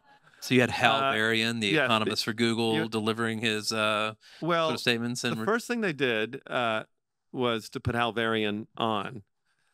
And Hal Varian is the chief economist of Google. He has a little bit of a resemblance to Bill Gates. So it had a little bit of a like 90s feel to it. And he certainly had kind of the mannerisms. I don't. People here are probably too old to remember, but Bill Gates was deposed in the Microsoft trial back in the 90s, and it came off terribly. He kept like arguing and saying, being annoying, and everyone sort of had liked him, sort of, and he came off as sort of evil nerd kind of figure. And Hal Varian, you know, they'd ask him questions like, you know, is a search on Google give you a broader set of results than a search on Amazon? He said, well, I don't know if I can answer that. Depends what you mean by the word broad. He said, well, more sources of information. Well, really, it's still hard to say. Can you be a little more, like went on and on like that for hours. So I kind of enjoyed that. I don't know why. And then, but then the most. You're a lawyer. The art of good lawyering is something. And I mean, there's a reason people like legal dramas. But the most interesting part, the government's core case, is that despite being, you know, relatively cheery, friendly place, Google, that Google has been very aware of human behavioral tendencies, including habit, the effect of defaults on choice making, and has used, you know, since its search engine kind of rose to popularity because it was clearly better than what was around. But since then has been very thoughtful and careful about subtly maintaining itself and its market dominance and shutting out potential competitors or starters by using its money to make sure it has the defaults, takes advantage of habit, and does a lot of subtle things to keep it there. And they had a professor from Caltech who's a behavioral economist, and that's why I was saying it was like a TED Talk, because he was talking about all the various and then proving with Google Documents that they were aware of this and trying to sort of manipulate people so that they generally ended up with Google. So that is the core of the interest. I just, you know, obviously I work for the Biden administration, so I hope the government wins. But even just as a effort to understand what power looks like in the 21st century, the subtler forms, I think 20th century power is much more industrial or military. You know, now it's more about controlling people's attention, subtly shaping people's decisions, you know, scale in a different way. And the trial is very good at trying to understand what economic power looks like 21st century. So let me ask you, if the DOJ case fails, what's at stake? What if it fails? What does that mean for this project to potentially address 21st century economic power, the network effects, all of the sorts of ideas that you're working on? How does it affect perhaps the other case about Google? We've got another one coming up around market dominance in digital advertising. And how does it affect the case against Facebook? I think there's two things I'd say. First, I think that while the Google trial is about the 2010s and the deals that Google made with Apple to stay out of search, I think that's the main indictment, is that Google paid off Apple to stay out of search. That looking at the past, it'll matter for the future and specifically for the AI markets. and the ongoing contest for what commercial AI looks like. You know, Google feels threatened by what's happening in the AI market. They have obviously their own products are rushing to, and the question is, in some ways, whether they can use the tactics that they used in the 2010s, the economic soft economic power is talking about for the next contest. In terms of the second thing I'd say is, I think that if the government loses all these cases, we enter an era of long-term monopolization where the big 3, 4, 5 tech companies are pretty entrenched. And the government will have effectively blessed the models that these companies use to keep competition at bay. In Facebook's case, it was buying its major competitors like Instagram and WhatsApp. Case of Google, it's all sort of money related. Paying to be the default, paying to keep Apple out of search, paying to make Samsung make sure that it doesn't develop a different search alternative. I think having blessed those techniques, I would predict that those companies stay in their seat of power for much longer than is natural or healthy. And if there is any example of an entity on the planet that seems to be sort of wherever you can point to problems with it, it seems to be because even the humans working there don't really understand how it works or how the system operates. It's Google, in my view. But let me ask about with regard to AI. You know, this is a big week for AI in Washington, D.C. We've had, I think, 3 AI hearings in the Senate this week. We had the Senate Majority Leader hosting the first of his AI forums, largely populated by men in suits who run large technology companies. You know, lots of discussion about what to do. Should we have a standalone agency, an FDA for artificial intelligence? You know, in your view, what's the best path forward? If we do find these firms in this unassailable position, is there any hope for AI regulation?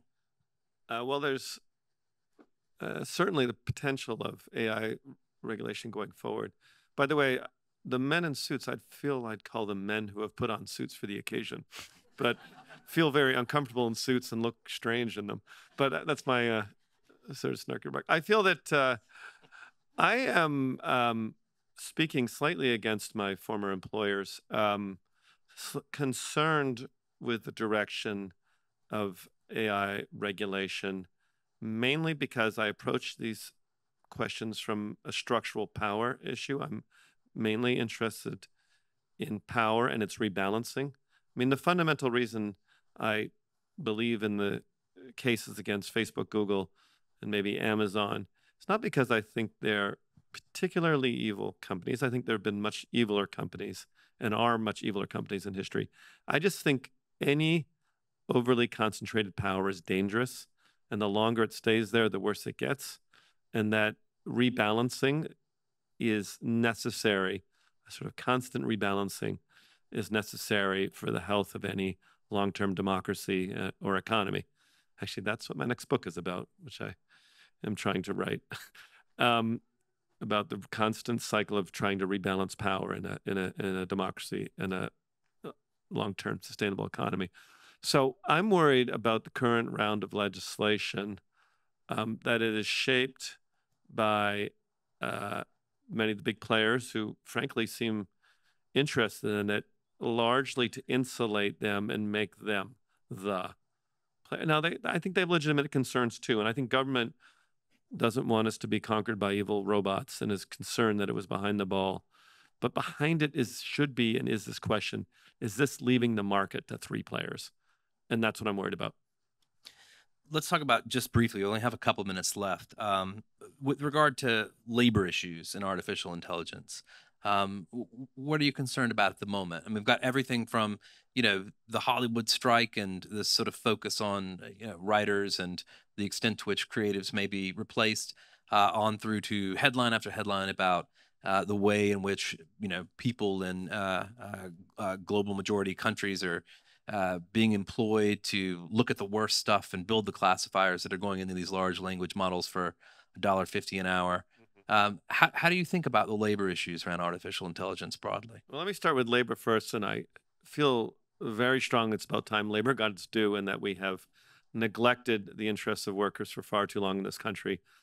For 40 years, we sort of took labor as a cost and thought that was fine, when actually it was us. You know what I mean? And focused entirely, especially in antitrust, but all these areas, like in directing all our efforts to trying to make stuff cheap, and no concern about producers or workers. And I think the White House this White House, now I'm going to sound like a person, but I really do believe the president wants to change that, has tried to change it. We had unions come in all the time, and we very focused trying to make things better for workers. So that's my political message, but I believe it. The AI and labor issue, I think, is complicated. I really think the history of predicting technology's effect on work is filled with gross errors that are almost embarrassing. In the 50s and 60s, anyone who studies this knows that everybody predicted, because of more advanced technologies, that the work week would fall to 30, 40, 20 hours. There's a Life magazine issue from the 60s somewhere that's called like the crisis of leisure. What are we going to do with all this free time? And instead, even though we have these advanced, we have email, things that seem impossibly magical. We have, telephones, we have email, we have baby monitors. I don't know, you have everything. People work more than ever, for less money. Most families have two people working, not against women being in the workforce, but it is striking that at one point, in the 60s, they thought, we'll only have to have one member of every family work for 20 hours a week. That'll be enough for everybody. And now most families have two people working, killing themselves. Sherry Turkle was talking about children being neglected, and someone asked a great question about, like, what is this? So this is crisis. So, we've been wrong over and over about what technology will do, and I think we'll be wrong about AI. My kind of fear about AI is not less that we'll have less work, but that AI, that we'll all kind of become middle managers. Once something becomes potentially more efficient, suddenly everyone's asked to do more of it. So, if you might have been asked to, say you're a lawyer and you're asked to file one complaint a month, and then AI makes it possible to write complaints a lot easier, suddenly you need to write 20 of them a month. We have this weird tendency when things get more efficient. Emails made it more possible to communicate with, so we communicate more. And in some weird converted way, and instead of there just being some amount of work we have to get done, I think humans have a weird capability to invent or create work, or something happens, or we need to be more efficient or do more work. And I don't fully understand the mathematics of it, but I have a weird feeling AI will make us more busy, but we'll be supervising 100 AIs.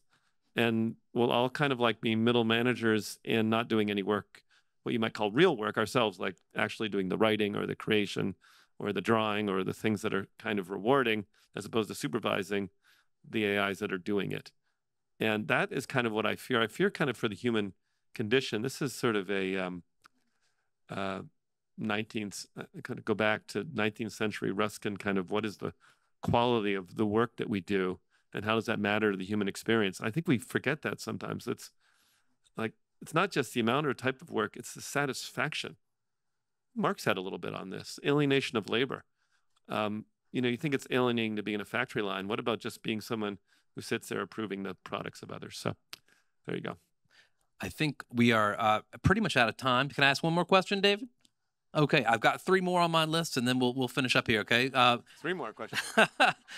They were, why do we need a robot penal code, which I know is something you've written about. Yes. Is there a decoupling looming where, to some extent, the outside of maybe these 3 big tech firms, we can't even have the technological imagination for where AI is going? Is the federal government investing enough in avoiding that circumstance in public sector and in university investment? That's the second question. And I suppose the last one, you can choose which of these you want to answer. What should the folks in this room do about any of this? Okay, I'll take the first question, because robot penal code. Yeah, robot penal code, because I think our approach to AI regulation right now is kind of wrong-headed in the sense that there is a lot of slightly more abstract concerns about kind of cataclysmic events and things, not all of which is unjustified, but a sort of, at least in government, lack of attention. I know a lot of people in this room are concerned about this, but lack of attention to obvious, more real, visceral harms like advanced fraud. I know people here are worried about electoral fraud, but and so forth. And I think in some ways we're not being tough enough in those areas. In some ways we're over-regulatory with AI, potentially over-regulatory. In some more abstract sense, you talk about licensing to use AI, and much under-regulatory when it comes to the clear, concrete harms that are going on. You know, a good example of this is what we're pressuring tech companies to do. I think we, in some ways, put pressure on the hardest thing, which is misinformation, and not enough pressure on the easy, it's not easy to deal with, but more obviously concrete in its harm, which are things like the sexual abuse of children and other very visceral, real-world harms. So I think we should have a robot penal code. I think it needs to be strong and include death penalty for robots. You heard it here first. Tim Wu, thank you very much. It's been a pleasure. Right, I've got to run, but that was fine. Sure. Yeah. All right, maybe we'll get to the final two questions on a special podcast edition on Tech Policy Press. But to keep the pace going, I'm going to bring on our next fireside chat. We have Frances Haugen speaking with Nabiha Saeed. So let's give it up. All right. Hey, do you want to sit right there? Same photos. Sorry. We'll match up the photos. All right. I like that. Because otherwise people would confuse us. When I hear things about death penalties for robots, how many people here have read Ian Banks' The Culture series? Anyone? Or Culture? And I'm like, ooh, the Silicon Mines, where we're willing to like ban the death penalty for humans, but like not, never mind. Now, I want to go in a totally different direction now for our fireside chat. No, so Frances needs no introduction. But I am... Well, you actually might be surprised. I'm always shocked at how many people have never heard of me. So all those people are Googling you right now. Yeah. You never know. You've had a busy 2 When years. I checked in, they didn't know my name. So I'm just saying. So We'll you deal might with not later. understand. Yeah, we'll deal with that later. Yeah. Okay, so you have had a very busy 2 years, right? Yeah. First, you come out on the scene as the Facebook whistleblower. You're testifying in front of Congress. You wrote a memoir. I was the SNL cold open one day. I mean, okay, you've been really busy. You have a nonprofit. I want to time travel back though to that moment in 2021 when you were like, I'm going to start collecting and saving these documents. What was the dream? What was the universe that you thought would come from that? And how close are we to that dream now? So I had very, very minimal aspirations. So like my primary aspiration was like, I felt like Facebook had stolen my future from me, right? That I worked on what we called internally civic misinformation, which was misinformation outside the scope of third-party fact-checking, which is the vast majority of misinformation, and particularly in some of the most vulnerable places in the world. And steeped in like what was going on behind the scenes, I really feared, and I still genuinely fear, I don't think we've done anywhere near enough to prevent my worst fears from happening. I worried that the ethnic violence in Myanmar, and by that time Ethiopia, were not going to be the first, the full story on ethnic violence caused by social media. They were going to be the opening chapters about the legacy of social media.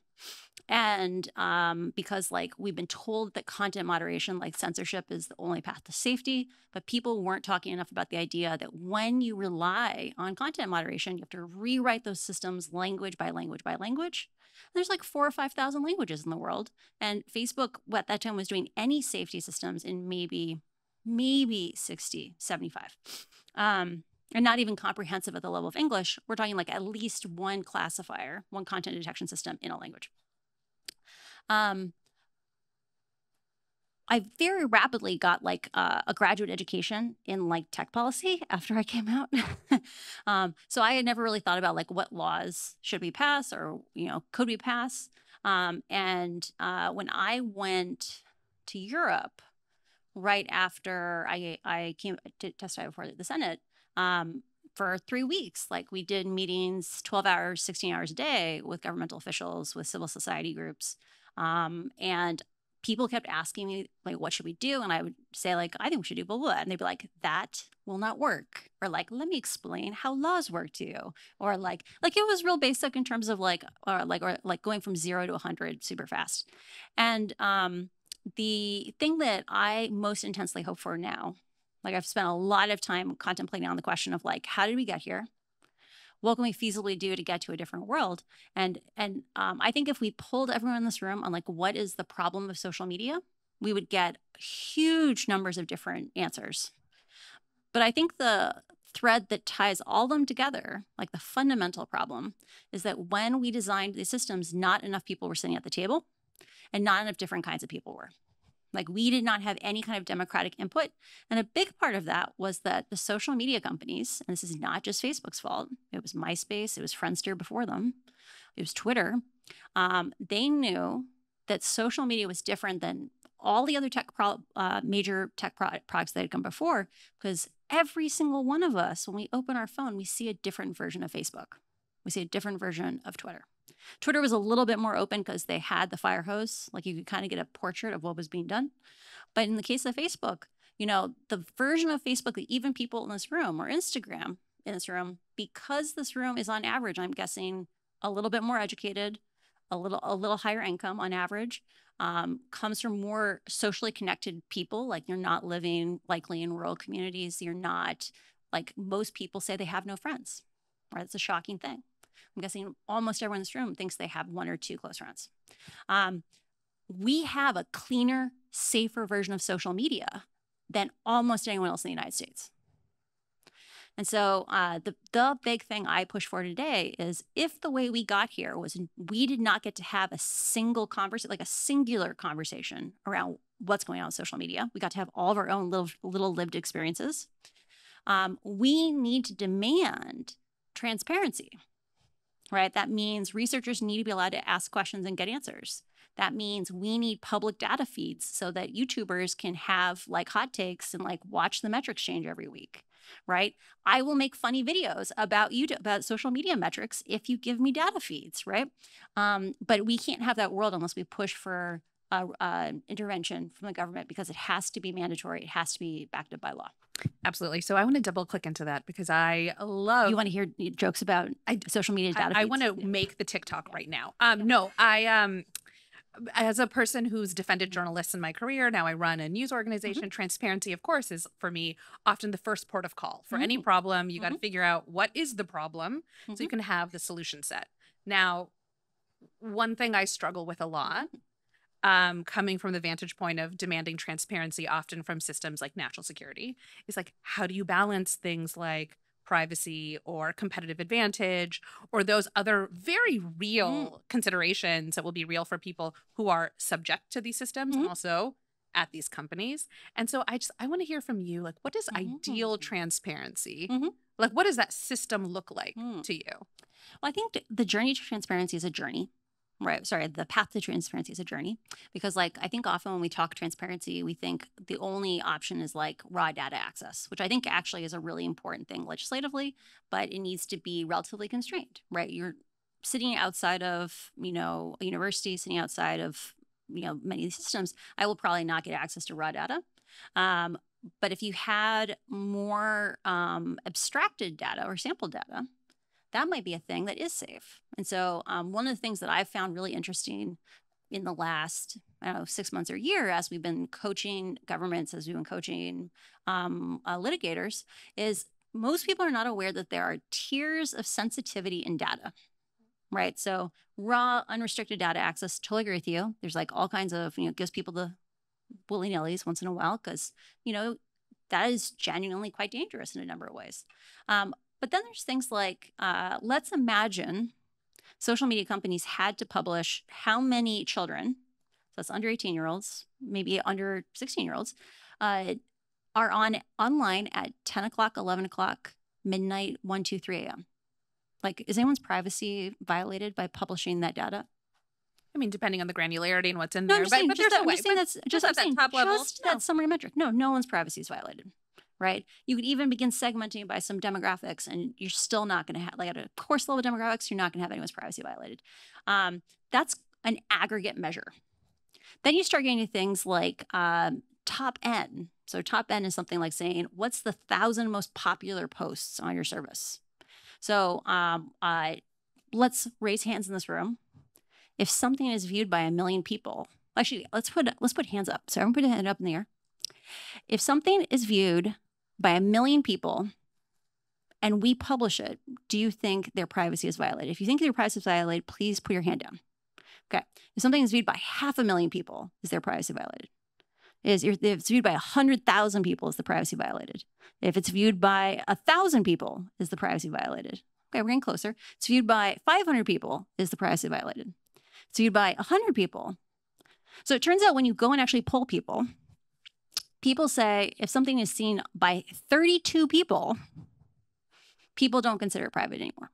Like this is the average person on Facebook. Like this is one of the docs and the disclosures. People consider that to be like, if we're talking about our living rooms versus the town square, you post something to a space with more than 32 people, you're not actually trying to keep it private anymore. And I don't necessarily agree with that. Yeah, but but how does that break down contextually, Oh, right? Because it's totally. like sensitive communities. I right? totally get it. I don't Totally care get if it. 37 people see what I had for breakfast, but I do care if you're judging my outfit. Oh, that's so the thing though is like right now, there are groups on Facebook with 5 million members, and because they are quote closed groups, right? You have to be a member to join. They can be open, right? Like you can join that group. Or anyone can see the content, but you have to join the group. Like Facebook has said before, like they'll never release data on it because that was a closed group, right? But that's ignoring the fact that most of those groups are closed groups because they want to be able to exclude people. That if you come in there and yell a lot, they'll kick you out of the group. And they can't do that unless it's a closed group. Right now, when we say, hey, this group had 5 million people, but it's private, because you remember, you're actually putting people in danger. Because that is not a private space. Like if you're sharing information, they're actually like, I'm safe, this is a private space. You are in danger, right? You can imagine coming in and saying, okay, there's some bar, maybe it's 10,000, maybe it's 100,000 people. And you say, if your post was seen by more than 100,000 people, it is not private anymore. And being able to start having data shared where you say, this is outside the realm of sensitive, or coming in and saying, we're going to randomly sample data that had public as the sharing setting. There's things where we can begin to get transparency into like, what is the algorithm rewarding versus like what is being produced, where you still are not violating people's expectations. And so I think there's a bunch of these things where we need to have conversations on what we call the minimum viable queries. So I'm working on a nonprofit called Beyond the Screen. In tech, we have minimum viable products. It's like the least product that someone's willing to pay you for. We are doing a project called Standard of Care, and we would love to collaborate with people in this room on it, where we are making a taxonomy of harms. We're trying to scale up what Jonathan Haidt did around teen mental health. Say, let's do open literature reviews on as many problems as possible. Let's give them names. Let's give them ID numbers. Let's go through and say, for each of those problems, what are the areas of opportunity for preventing or mitigating that harm? And let's make it a standardized taxonomy. Because now that we have structured data, we can say, okay, of those areas of opportunity, we call them levers. Of those levers, what are the 5 that impact the most harms relating to kids? Okay, now that we have those 5, which of them impact harms to democracy? I'll give you an example on this one. I think one of the most important levers for kids is around helping kids go to sleep when they want to go to sleep, right? Because sleep deprivation makes basically all the mental health problems worse. It hurts kids' academic performance, but stays with them for life. It literally changes how their brains form. Right now, because it's a power law of usage, the 99th percentile on Facebook doesn't look at 20 or 30 posts. They look at 3,000 posts a day. If you make something that helps people go to bed when they want to go to bed, so we're not saying cut everyone off at 10 p.m.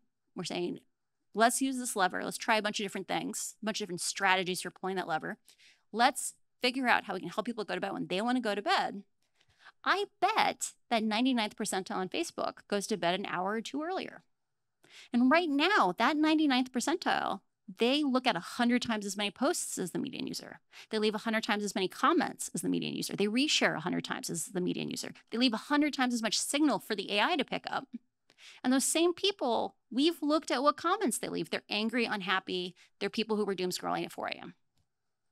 If we help them go to bed when they want to go to bed, the rest of us get less misinformation.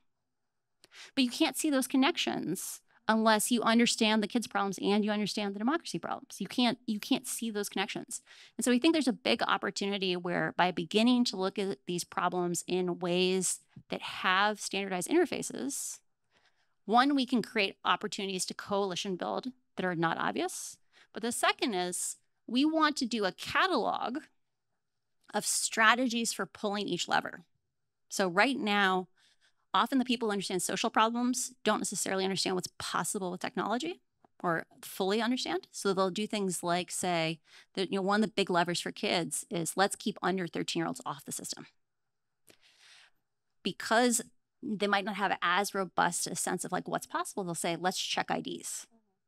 Often the most obvious path, the reason we don't do it is it doesn't work that well. But if you had asked a technologist, I have this area of opportunity, I have this lever, I need to find the under 13-year-olds, they would say, here's 10 or 15 different ways to do that. You don't have to check IDs. Some of it's as simple as like kids say, I'm a 4th grader. Or kids report each other to punish each other because kids are savage. Like, let's be honest, right? Like you were mean to me at recess, you are losing your Instagram account. After we find 1,000 or 10,000 kids, we can find all the other kids. And so there's a real opportunity there where once you know the harms, once you know the levers, you can start asking, okay, what data do we need to understand the magnitude of that harm? Or in the case of the levers, are companies using the opportunities available to them?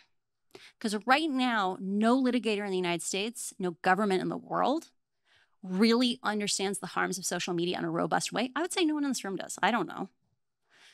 But once we have a common interface to talk to each other, to aggregate information, we can come out and say, we actually can figure out the minimum viable queries. We don't need to do raw. If raw data access is going to keep us from moving forward, let's figure out a smaller set of data that gets us 70% there. Because I bet we can get there in 6 months.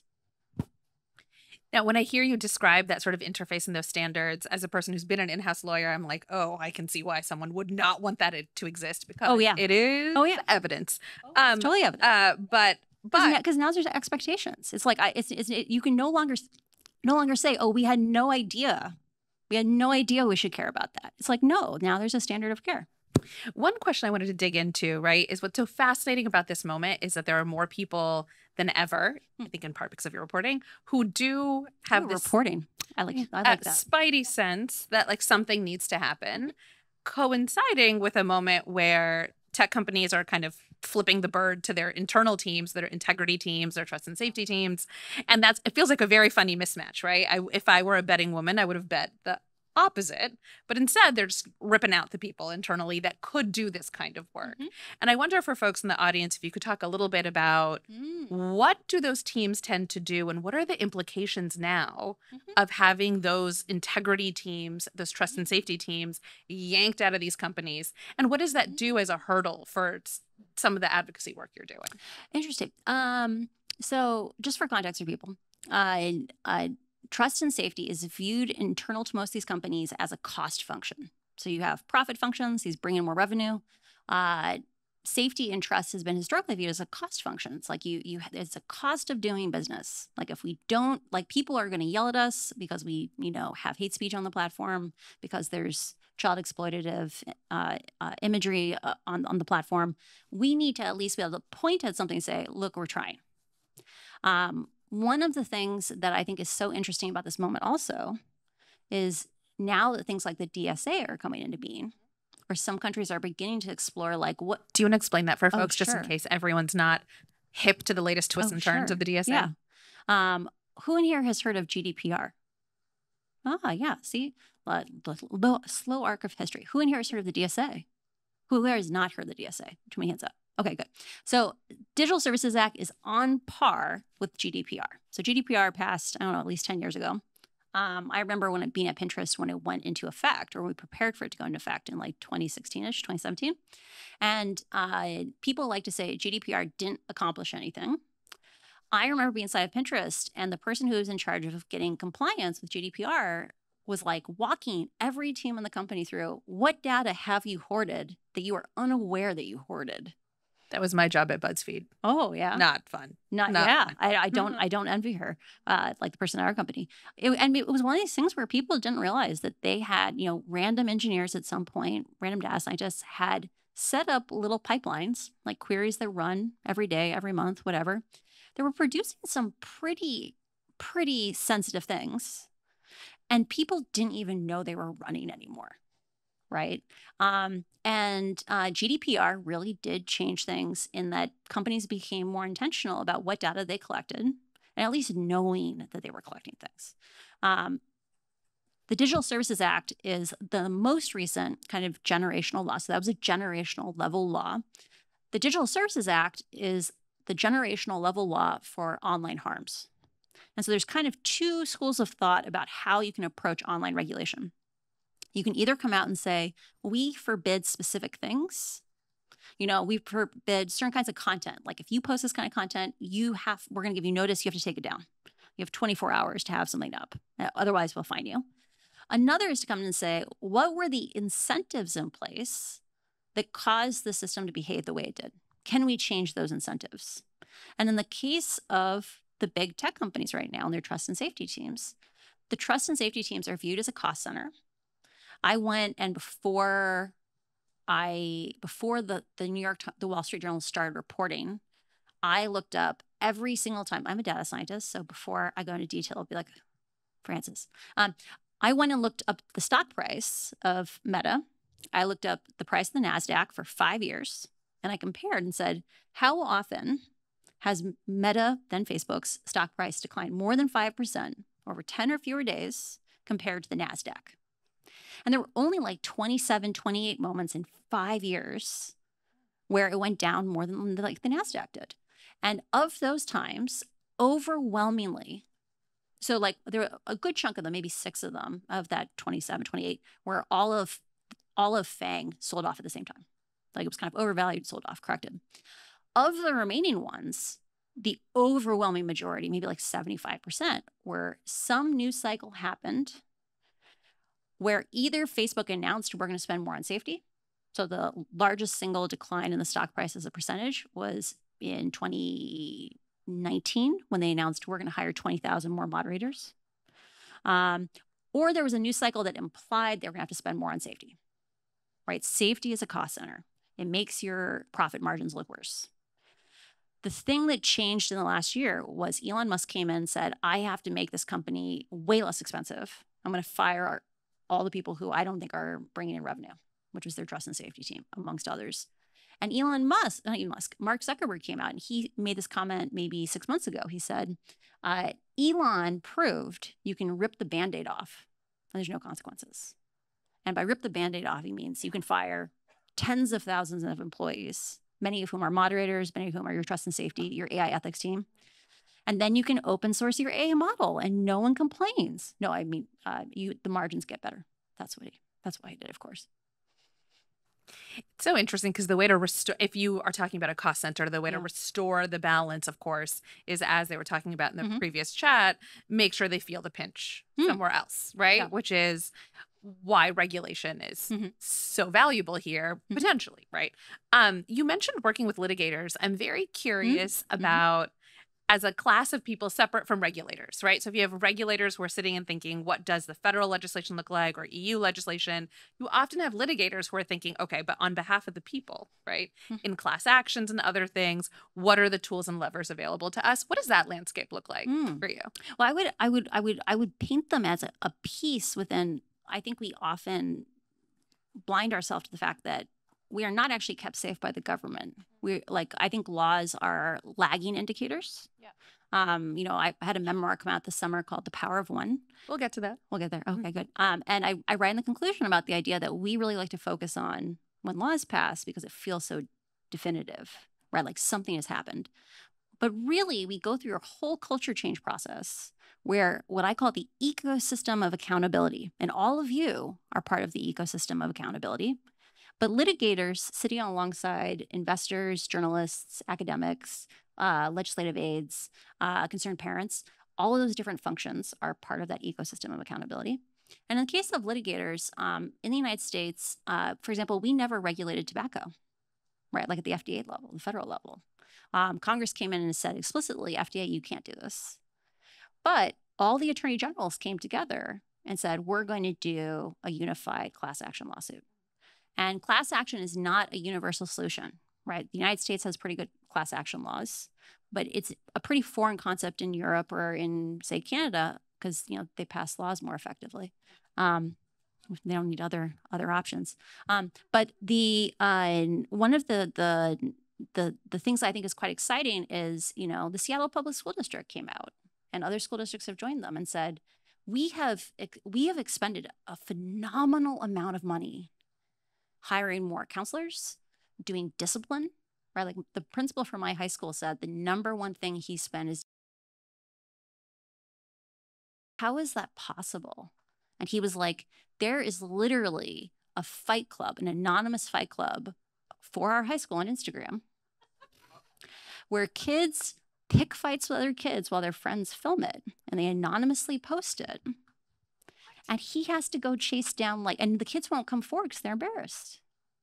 And so he has to go try to figure out who are the kids in the fight, discipline them.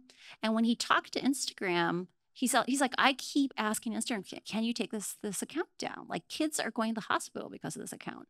And nothing happened until I started using it as a press anecdote. It's the power of public pressure. Yeah. All right. So we have just a couple minutes left, and I want to make sure we do talk about your memoir and something that I think might be helpful for folks in this room. We've talked about what companies can be doing, what advocates like you are doing, what litigators can be doing. We're in this sort of mosaic of how change happens. We've talked about a lot of people. Steal that language. Yeah, go for it. Go for it. What I really loved in reading about The Power of One is the focus on the sort of individual action, right? And what can, if you don't work at a big tech company, but you're a person whose life is governed by these systems, you're a parent of a kid who's subject to Fight Club, what should you be doing? What can you be doing? What a great question. So one of the things I feel very fortunate about is I was a Cold War Studies minor in college. So I have I have an electrical engineering degree. I went to Olin, which is like a tech engineering only school. And I am much more well-versed in change movements from the 20th century than I think the average technologist is. And one of the things that I highly recommend people read is there's this long form essay, it's like 80 pages, called The Power of the Powerless. And it's by Václav Havel, who was one of the major leaders of the resistance, the democratic forces in the Soviet Union. And he said, hey, it's very easy to be despondent living as a person in the Soviet Union. Right? Like the Soviet Union is a place governed by ideology, not power. Like if you are a low-level person, if you're a high-level person, if you question the party line, the system will heal around you, which is actually an experience I felt I experienced at Facebook. Like if you challenged the vision that connecting people justified everything else, the system healed around you. They marginalized you. And so he says, if we live in the system where we as individuals cannot directly challenge the power, what do we do? And he said, the reality is all change begins from the idea, the recognition that you are a human being, that you have value. And it's very easy when you're experiencing online abuse or you're witnessing other people being abused, or you look at the system, you say, this is unjust, nothing is changing. It's very easy to lose hope. And it's very easy to let yourself be devalued. He says, start by saying, I am a human being. Then care for yourself. Caring for yourself is a radical act. Then care for other people in your life, right? Go and find the connections, build the connections. You can have that life of meaning even if you're in a larger system that devalues you. And one of the things I think particularly, I talk to a lot of parents, I talk to a lot of high school students, because right now it is very hard It's not possible for individuals to say, I want to spend more time in person with my friends, unless your friends make that same choice at the same time. And that's the thing kids are experiencing right now. Or like a parent says, my kid is telling me how miserable the system makes me. I want them not to do that. You know, you can't take one kid, one family out of the system. And so the thing I really want to explore, and I would, if there are collaborators who like this idea, because there's a limited number of hours in the day, and I'm not going to get to it for a couple of years, so I will freely give it away, is we need to start talking about network-based interventions, right? Good excitement. So it's one of these things of like, if we were going to go into high school, and instead of like, you know, moralizing to a kid about how they need to have like better data hygiene or something, you said, okay, like how do we help kids make simultaneous decisions? How do we make them recognize the difference between individual and collective action? How do we make them recognize they're having something stolen from them, right? Like social capital, in-person communities are how we resist power. Like that was actually a big part of Havel's like analysis, was like that going out for a beer with some other people changes the world, right? If it allows you to say, hey, we matter, we are humans, we are here for each other, right? And how can we go and talk to kids and say like, hey, you actually have a chance to build a different future. And if we continue to be passive observers in our own lives, you know, we live lives of scrolling instead of lives of drinking beer in person, or in my case, hard cider, because, you know, gluten is a thing. You know, how do we reclaim the right to be in person with each other? Because right now we keep allowing our in-person social spaces to be eroded. And if you live in a suburb, if you live in a rural place, you may not have anything at all in terms of where you can go and be a human with another human. I think that's a beautiful place to end it, and a great opportunity to thank the All Tech is Human organization for creating these spaces and these communities. So thank you, Francis. Thank you to the organizers. All right.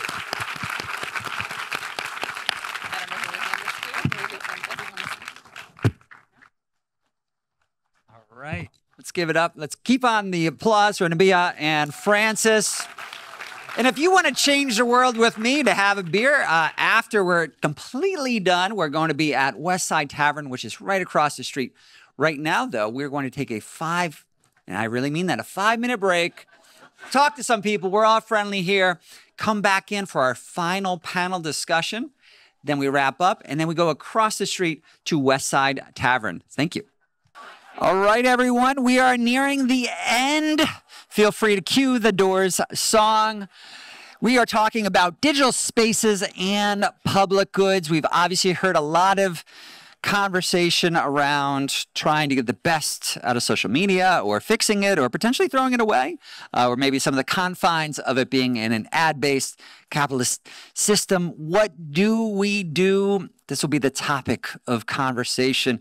It's going to be led by our moderator, Camille Carlton, who you might have seen with her involvement.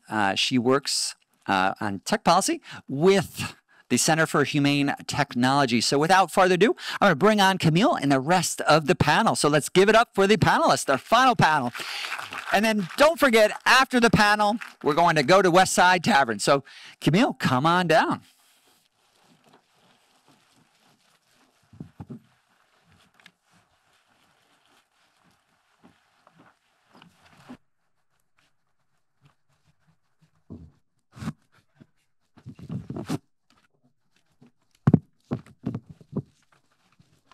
Hi, everyone. Thanks for being here for this last panel. I realize that we are holding up between this and the rest of the networking, so we're going to make it a really good end to the evening. Thank you to David and the entire All Tech is Human team for having us. We're super excited to be here today. So my name's Camille. I'm the Senior Policy Manager for the Center for Humane Technology. Today, we're going to talk about digital spaces and public goods.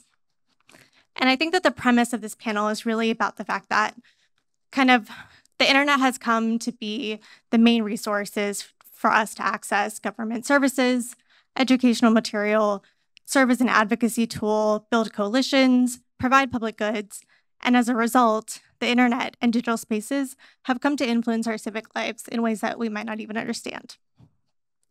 Yet the elephant in the room is that many of the digital spaces we utilize for civic interactions and for civic engagement are not public. They are held by powerful companies with limited transparency and accountability mechanisms. So today, we're really excited to talk about how we can actually create and expand healthy digital public spaces. We're going to look at best practices, how to realign profit incentives, and in particular, we're going to focus on how to create healthy digital spaces for all current and future users, especially those from the global majority. Finally, we're going to offer ways for everyone here in the room to get involved. So with that, I'm very excited to introduce our panelists. First, we have Theodora Stridakis. Thank you. Theo is the Deputy Director of Strategy for the Massachusetts Executive Office of Technology. Theo has 10 years of public policy experience at the intersection of technology, society, and safety, where she's worked for a range of stakeholders, including Twitter's Global Public Policy Team, the National Democratic Institute, and the Committee to Protect Journalists. Next, we have Shabanaz Rashid Dia.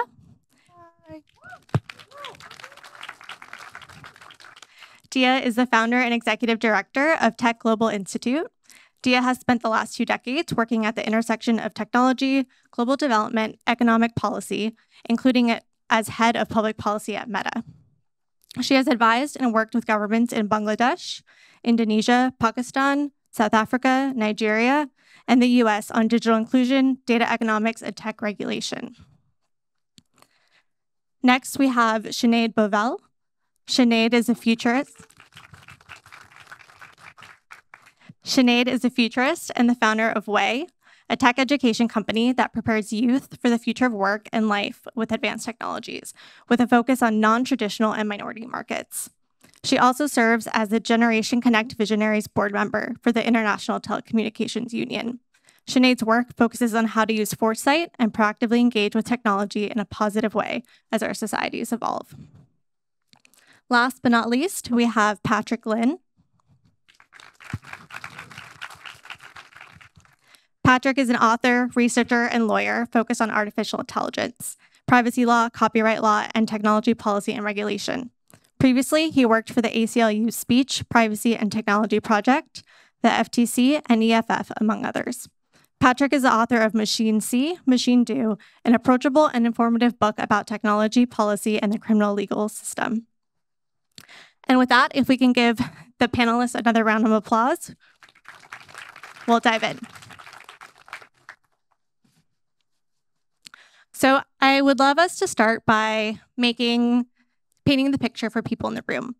In your perspective, what are the factors that influence whether or not our digital public spaces are positive or negative influences on civic engagement?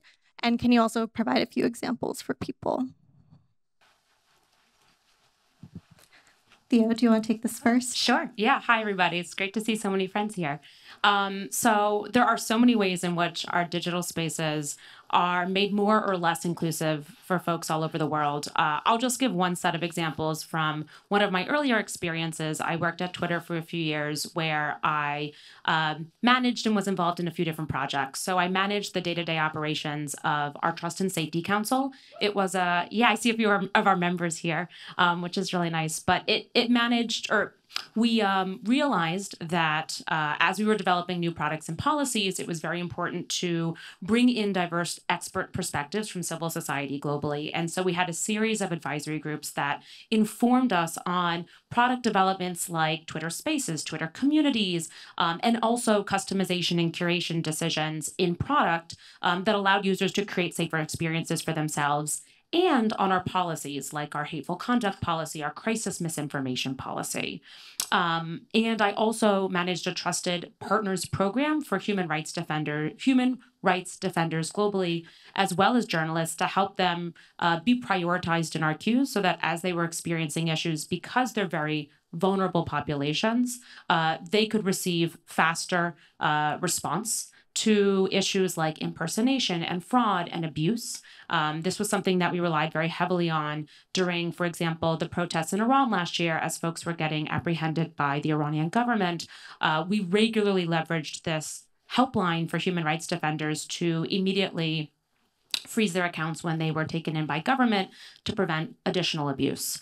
And I also managed a research hub for the public policy team, because I technically sat in public policy, where we were trying to introduce insights from expert researchers around the world by creating a pipeline of research to be shared with our trust and safety teams so that we could better understand the insights and be in conversation with researchers, so that we could then reflect on the insights that they were generating and self-govern more effectively by creating healthier products and policies. And last, I was involved in something called the Twitter Moderation Research Consortium. This was a global network of independent researchers where we were sharing takedown data on state-backed information operations with researchers at institutions all around the world so that they could better do research and that we could better understand from the research that they were doing how malicious actors were leveraging Twitter to advance certain narratives. Unfortunately, all of these programs have been dismantled. None of these are operational anymore. And so all of these teams got dismantled. And so it really brings home the point that's been mentioned in a few of these conversations that it takes people on the inside and people on the outside to do this work together, because it wasn't just us on the inside, it was us working really closely with civil society and researcher partners all over the world to leverage the expertise that they had so that we could deliver healthier and more inclusive spaces. Yeah, thanks. I think one of the big things we all heard from that was collaboration between those within tech and researchers. Patrick, I'm curious, as a researcher, writer, lawyer, if you also have some perspectives on the factors that influence what makes good and kind of negative digital public spaces. Yeah, I mean, I think it comes down to the degree to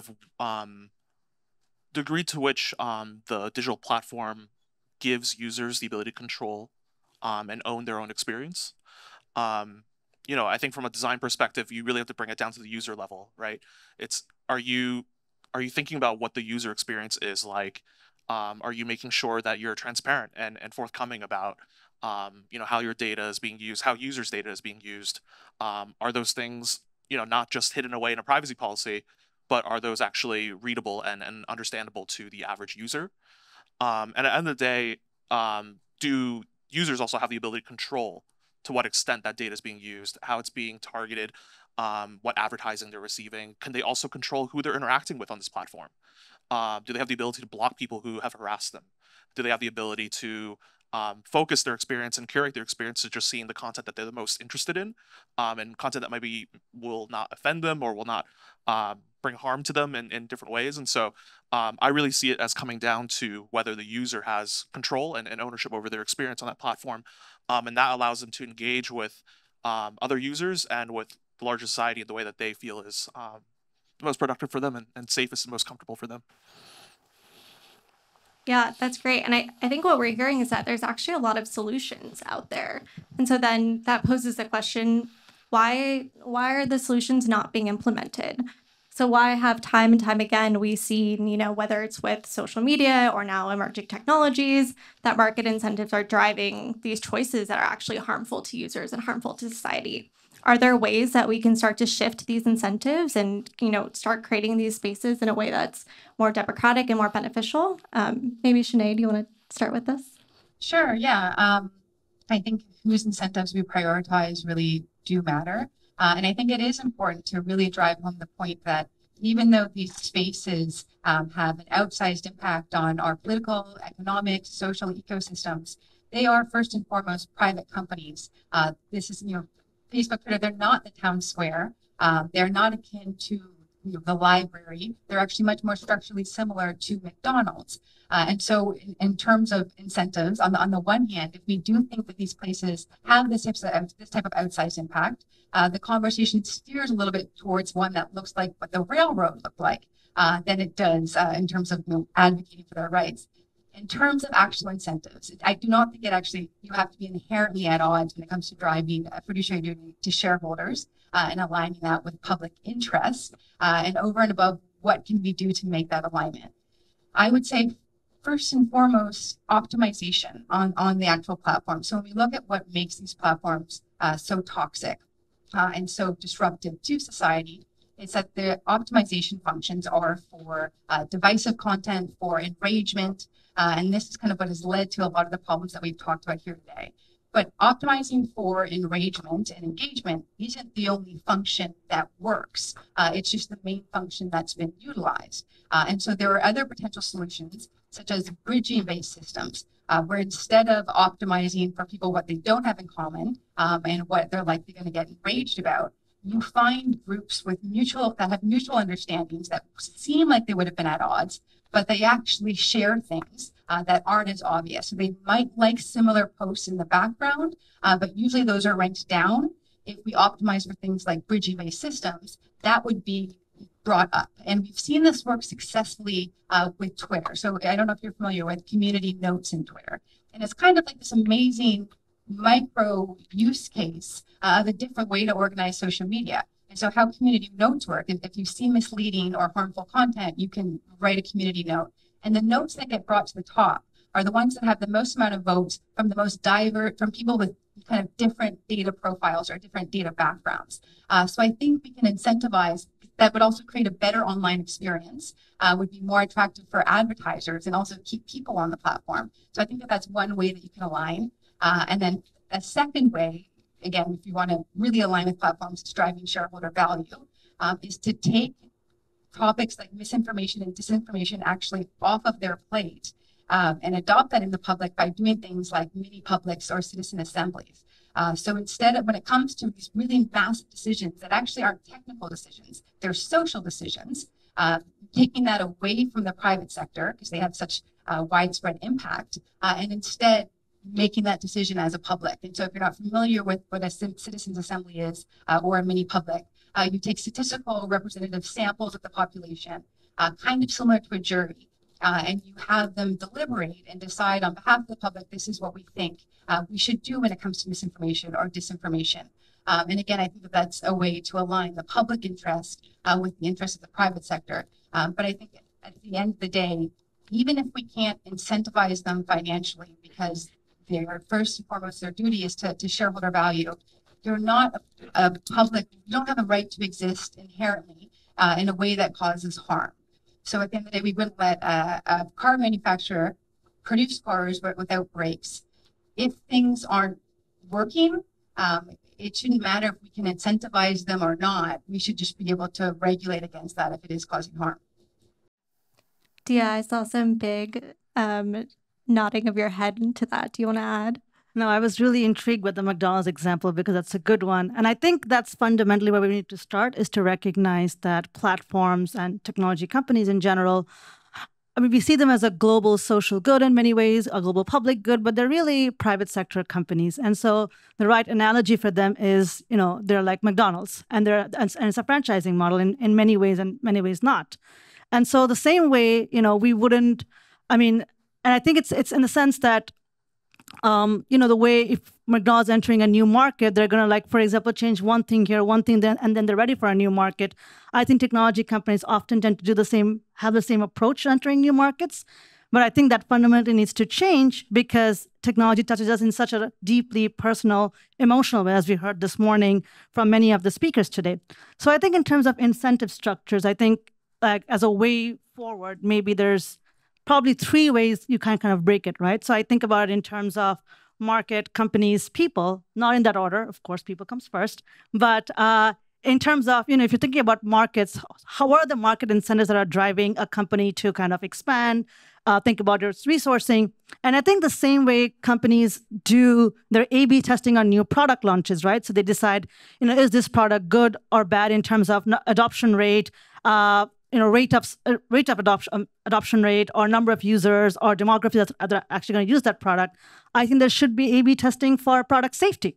And you shouldn't be launching a product unless and until it's actually safe for an audience. And I think a really good example of that, and I think there's an incentive structure there because these companies want to expand to new markets. They want to be international. So if you're trying to enter a new market like Korea, India, which are very large markets in terms of just user bases, and that does drive shareholder value, then maybe think about what are the preconditions that you need in order to enter a new market. And I think a good example of that is the way when Suzuki entered India back in the 1980s. So the deal that Suzuki had struck with Maruti, which is a local company in India, was that in order to enter that market, they have to make cars that are fit for the typical average Indian family. And that average Indian family is a 5-person family. They have an elderly parent, which means it has to be lowered down. So the gap between where you exit the car and the road has to be much smaller. And so things like that would actually made the new brand of Maruti Suzuki much better for the Indian market. It wasn't just a Suzuki replica in the Indian market. So I think in that ways, perhaps product safety needs to have a bit of that A/B testing happening in that market. The second part of that, I think, is in terms of the business model. So everybody here talks a lot about the business model, but I think oftentimes when we get caught up into arguments around Section 230 in the US, it becomes very much about a remove versus keep debate, which is a very binary debate. But from my vantage point, being in the platform, being outside the platform, I think a lot of it is dependent on the design of the platform.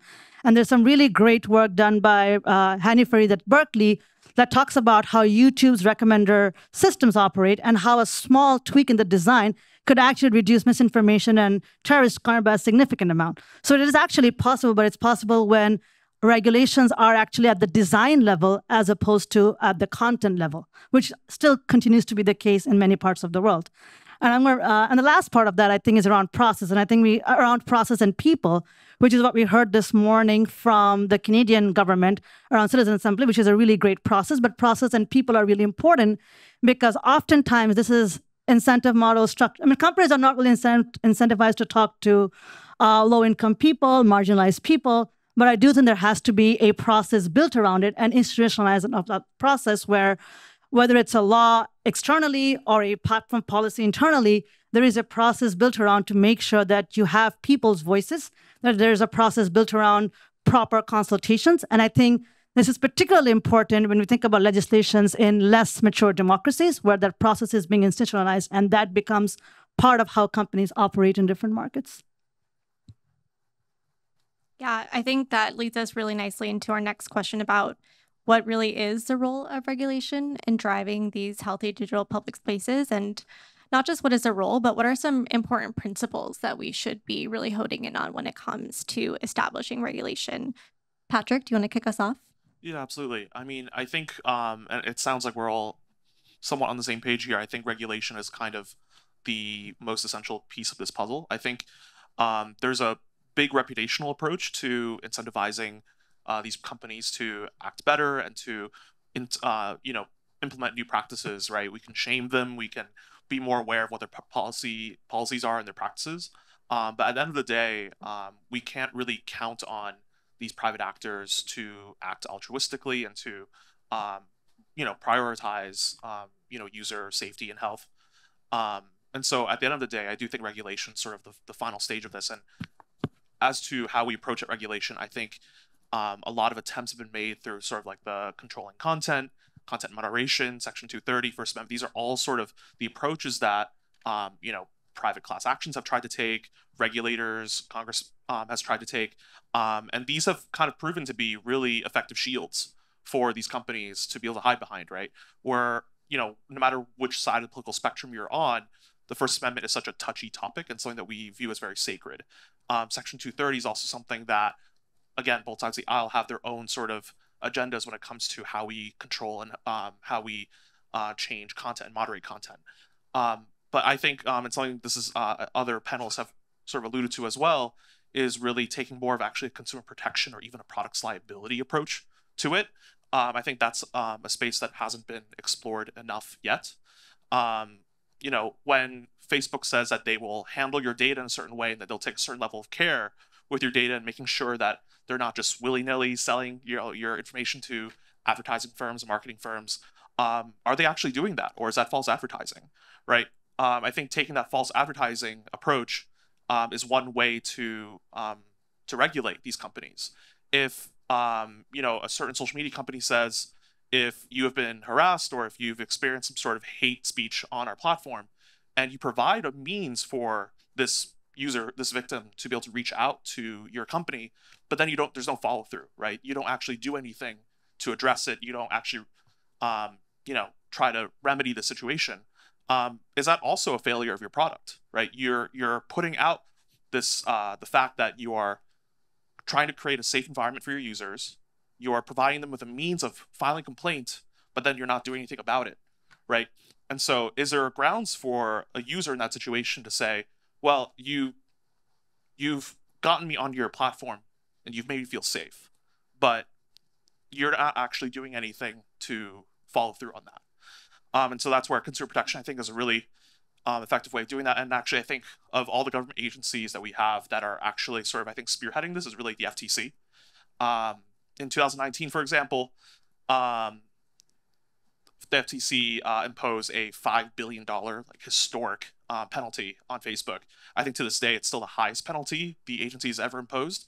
But while that's a huge penalty, I think the more interesting piece of it is actually they also imposed certain requirements and changes that Facebook had to actually implement within a certain period of time. So things like changing the way they handle your data, and also having oversight over different privacy practices and the way data leaves Facebook to third parties, and how third parties have access to the data that Facebook is supposedly a steward of in some way. And so that's just one example, but I think that sort of consumer protection approach is really a new and different way of approaching liability and sort of reining in social media companies and other providers of these public spaces online. So I would love to dig into this just a little bit more to make it super clear for the audience, because what you're saying about this consumer protection approach, and Dia, what you were saying about content moderation versus design and where regulation kind of, comes in, it's really important in terms of actually how we can get things passed within the US. So if either one of you want to just kind of speak to these different approaches and why looking at consumer protection and why looking at design is more fruitful, that would be fantastic. Sure, yeah, I can elaborate on that a little bit more. I think things like free speech, content moderation, I think those are sort of more, I think the word I'm thinking of here is almost like philosophical. It's a bit more of a conceptual thing, and so it's more nebulous. People have different ideas of what that means for them, right? Whether your free speech is being infringed upon, that looks very different from different groups of people.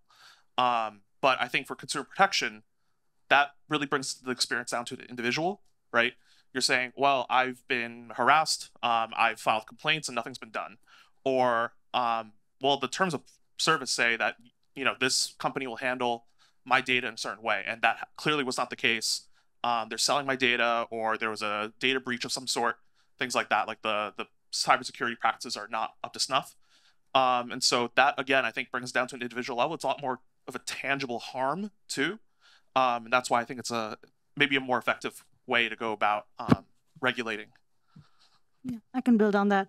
I think, we talk a lot about the US. Maybe I can give a bit of an international spin to that and talk a little bit about how this would work in other countries. So I think, if you think about regulations and how to make regulations effective and what are the fundamental principles around it, I think first and foremost, it's really important to situate sort of how the world's internet population is divided. So 5.3 billion, there's 5.3 billion around the world, but of that, 3.9 billion are actually situated in low and middle income countries. They're not in the US, they're not in the EU, they're not in Australia.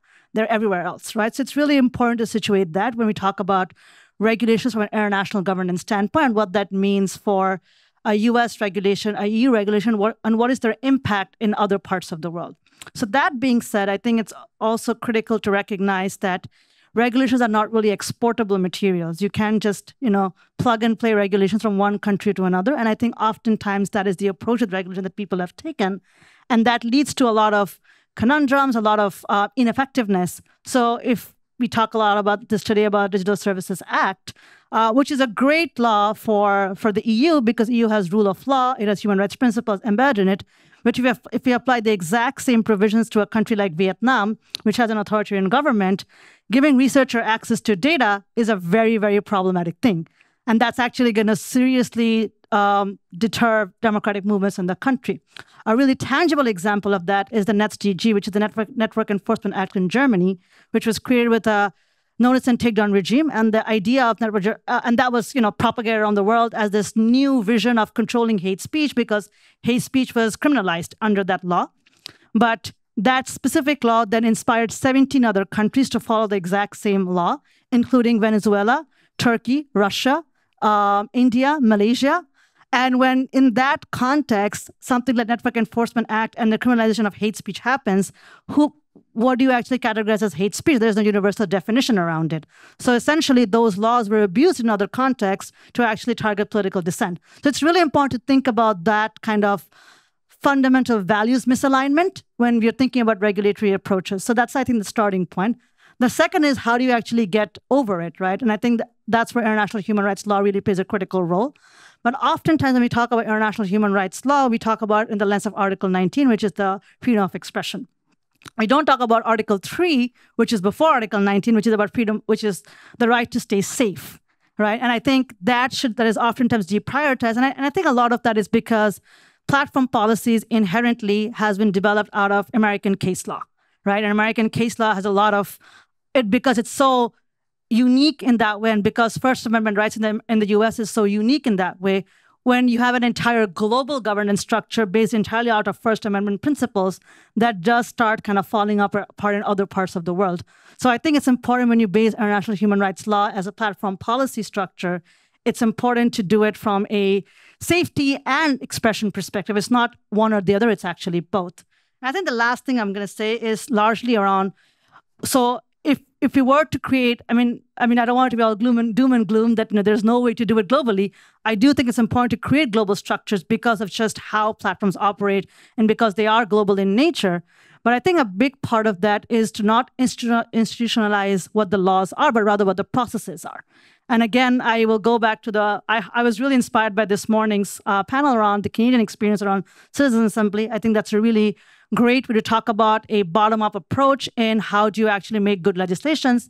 But there are other examples as well. And I think it's really critical that there are multilateral bodies like the UN who are now coming into content moderation spaces. I saw a paper from the DTSP, which is the Digital Trust and Safety Partnership. There's something from the World Economic Forum. All of these larger international sort of bodies should be thinking about not, let's make CSAM bad and NCII bad, because I don't think that fundamentally the definitions are same across the world, and they aren't. But rather, how do we actually streamline and institutionalize what process you follow in order to produce a regulation? Who do you talk to? Who is at the table? Do you have to do a multi-stakeholder consultation? How do you do human rights due diligence? These are procedural safeguards you have to put in the development of regulations in order to make sure it works for the community it is aimed at, and not just a plug-and-play structure, which I don't think fundamentally is going to change platform behavior necessarily. And I think another really good example of that is GDPR. GDPR has not changed privacy for anyone in the world except Europeans. No one has better privacy because of GDPR. So I think it's important to recognize those gaps and then think about what structures could actually overcome those gaps. Yeah, definitely. I think that the context in which we're operating is one of the big takeaways from this. And I'm curious, Theo, from your experience, both working within platforms and now within government, are there some best practices that you see that are driving healthy digital public spaces in your experience? Definitely. So I think we build more inclusive spaces, healthier spaces, when we're engaging a more diverse body of organizations and people in the process of designing and building out these spaces. So I can give one or two examples. In the last few months, I've had the pleasure of working with the National Democratic Institute, and a few of our colleagues are here now, where we were looking specifically at the issue of online gender-based violence and women's political participation. It's well documented that women, specifically women of color, experience a wide range of online abuse, and that this has a very adverse impact on their willingness to participate in the political space. So the connection between online and offline harms is very stark.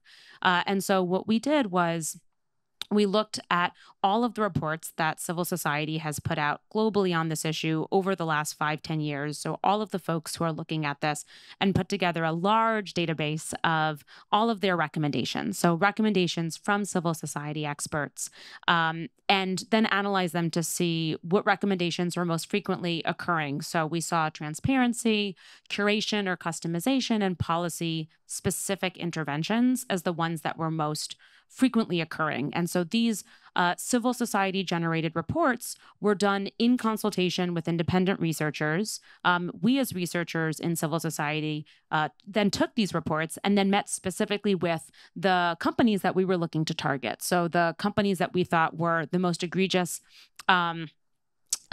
instances of abuse, or where abuse takes place against women, and where we thought the most positive effects could be had if these interventions were implemented. So we did a series of consultations and tried to influence these companies to take seriously the concerns that civil society was generating, and then published an op-ed in Tech Policy Press. And so we're able to influence or reach a larger audience so that the conversation was elevated in public consciousness. And I'll say, as someone who ran for public office, I ran for city council in 2021, I unfortunately also experienced online harm, and it really did affect my thoughts about running again. I didn't win my campaign, and I don't know that I would want to run again. And in government, so I now work full-time in state government in Massachusetts. Something that we do as we're thinking about our constituents, so the residents of Massachusetts and the services that they're getting from government, is looking to leverage insights from best practices in other states across the country. So we're regularly in conversation with other states. We're also in conversation with nonprofits that are trying to introduce best practices and innovations into state government. And of course, we're in close contact with the constituents themselves, and in particular, the ones that are most vulnerable within the state. So I definitely think that cross-sector collaboration and conversation is critical in this effort.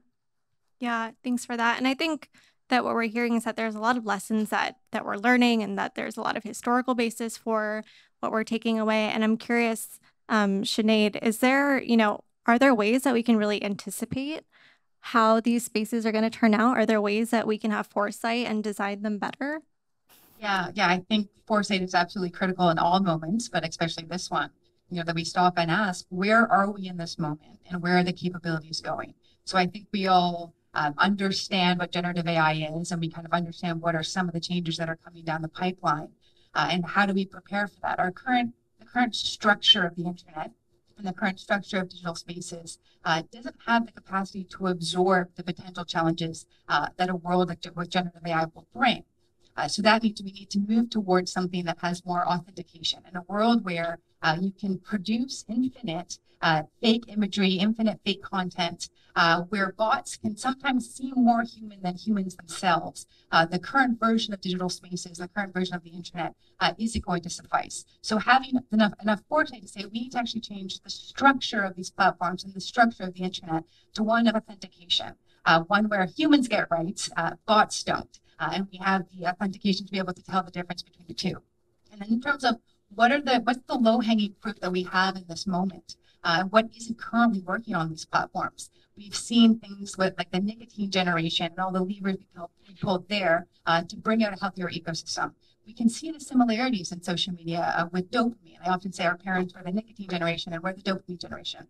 So how can we make certain design decisions to make these spaces healthier? And then of course there's the zoomed out look at the markets, and you can see there's already starting to be a shakeup in environments where it doesn't feel good. So the market is already starting to gear away from platforms that we no longer feel work for us, or we no longer feel safe in. That's a much slower way to let the market kind of take its course. But you can see it's all moving in a direction of smaller, a bit more fragmented. But I think the most foresight we should apply in this moment is understanding how the technology is changing and how we need to insulate our infrastructure to prepare for what's on the horizon. Great, thanks. And then final question for each of you.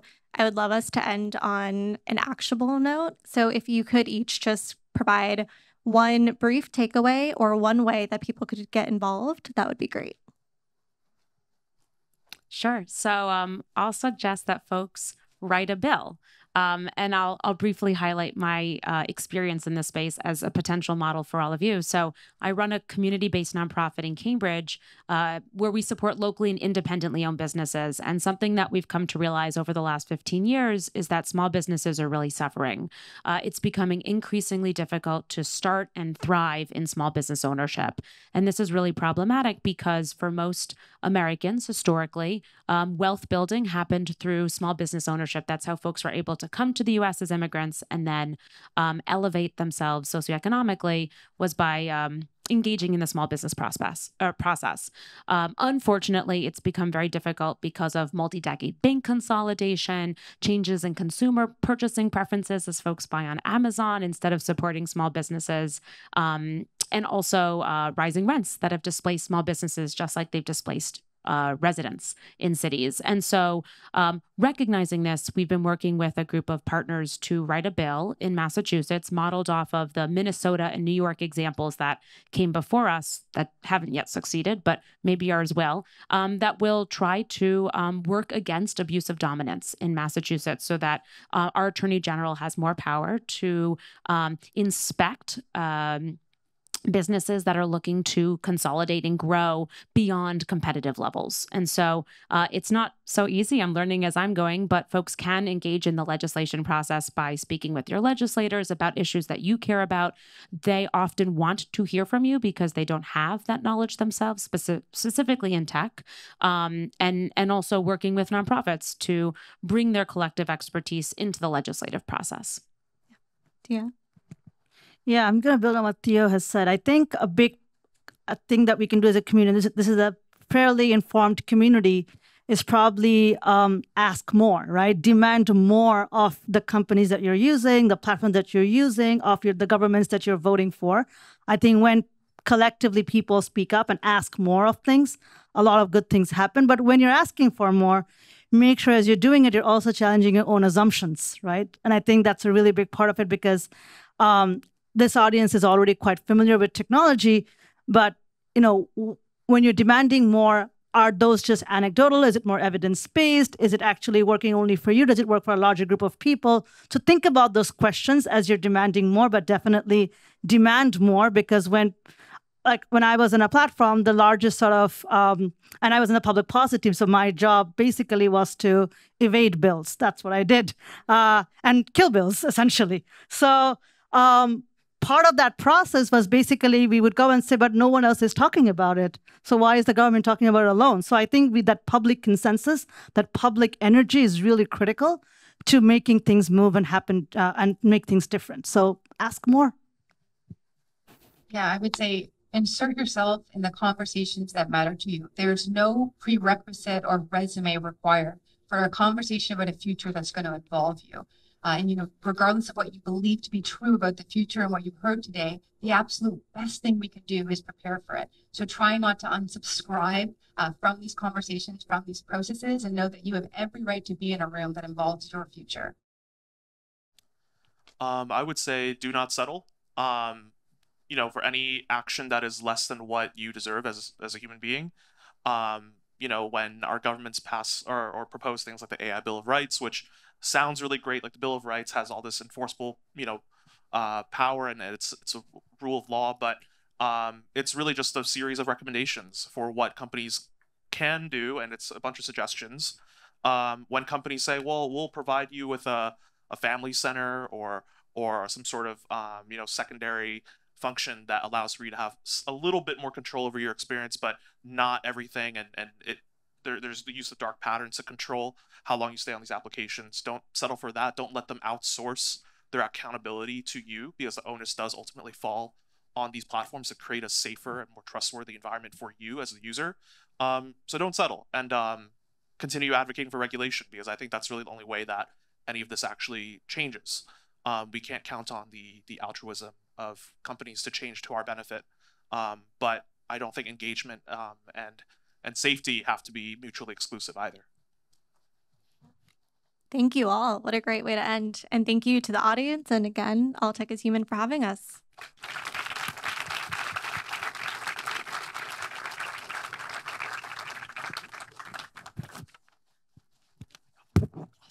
All right, let's keep it going for Patrick, Shanae, Dia, Theo, and Camille. Let's give it up to everyone here. It's been a long day. I also want to bring up Salyu to give a bit of thanks, but also to the team at All Tech is Human. You've got Sandra, Elisa, Josh, Rebecca, our advisor, Karina here. So let's give it up for the All Tech is Human team that just did an amazing job. People sometimes wonder, they say, well, what's the secret of all tech is human? They expect something, they ask our theory of change, and hate to tell them, it's not too complex, but it's hard work meets community, meets all of this kind of collective intelligence. And also want to thank, because it'd be remiss if I didn't mention it, All Tech is Human has greatly benefited from just the collaborative nature. So many people here have offered their advice, participated on our Slack, attended our events, spoken at our events, been interviewed in our reports, been members of our working group, been members of our mentorship program. In other words, this is all possible because we're coming together as a community. As I mentioned at the top, we're making New York City, although friendly with Canada, so we're going to go to Toronto as well too, but we're making New York City and Montreal and Vancouver. We'll go to a few places, but we're making New York City the capital of the responsible tech movement. So thank you all for making that possible, and that's what we're doing here. So I really hope you stick around. We're going right across the street, literally right across the street. Walk towards 9th Ave, go across the street, take a left. You're going to see West Side Tavern. We're going to be there for the next 2 hours. We've got some bites provided. Let's come up, share ideas, collaborate. All Tech is Human as a nonprofit. We're always looking for new ideas. That's how this happens, right? You and I had a conversation. Then next thing you know, we've had three events together. And more to come. I'll be very brief. I just wanted to thank everyone here for being here on behalf of the Government of Canada. These discussions were extremely rich, and I learned something every time we do one of these summits. And part of our mandate is also to inform policy back in Canada. And this is extremely timely as we're tabling legislation on online news, on online safety, on AI governance. So thank you again. And I'm always I'm always amazed at how strong and engaged the responsible tech community is, where it feels like we could pick anyone from the audience and put them on a panel, and we'd have another interesting conversation. My ask to you is, please allow us to reach out to you for future events happening at the consulate as well. So thank you again, and see you at the West Side Tavern. All right, let's continue the conversation.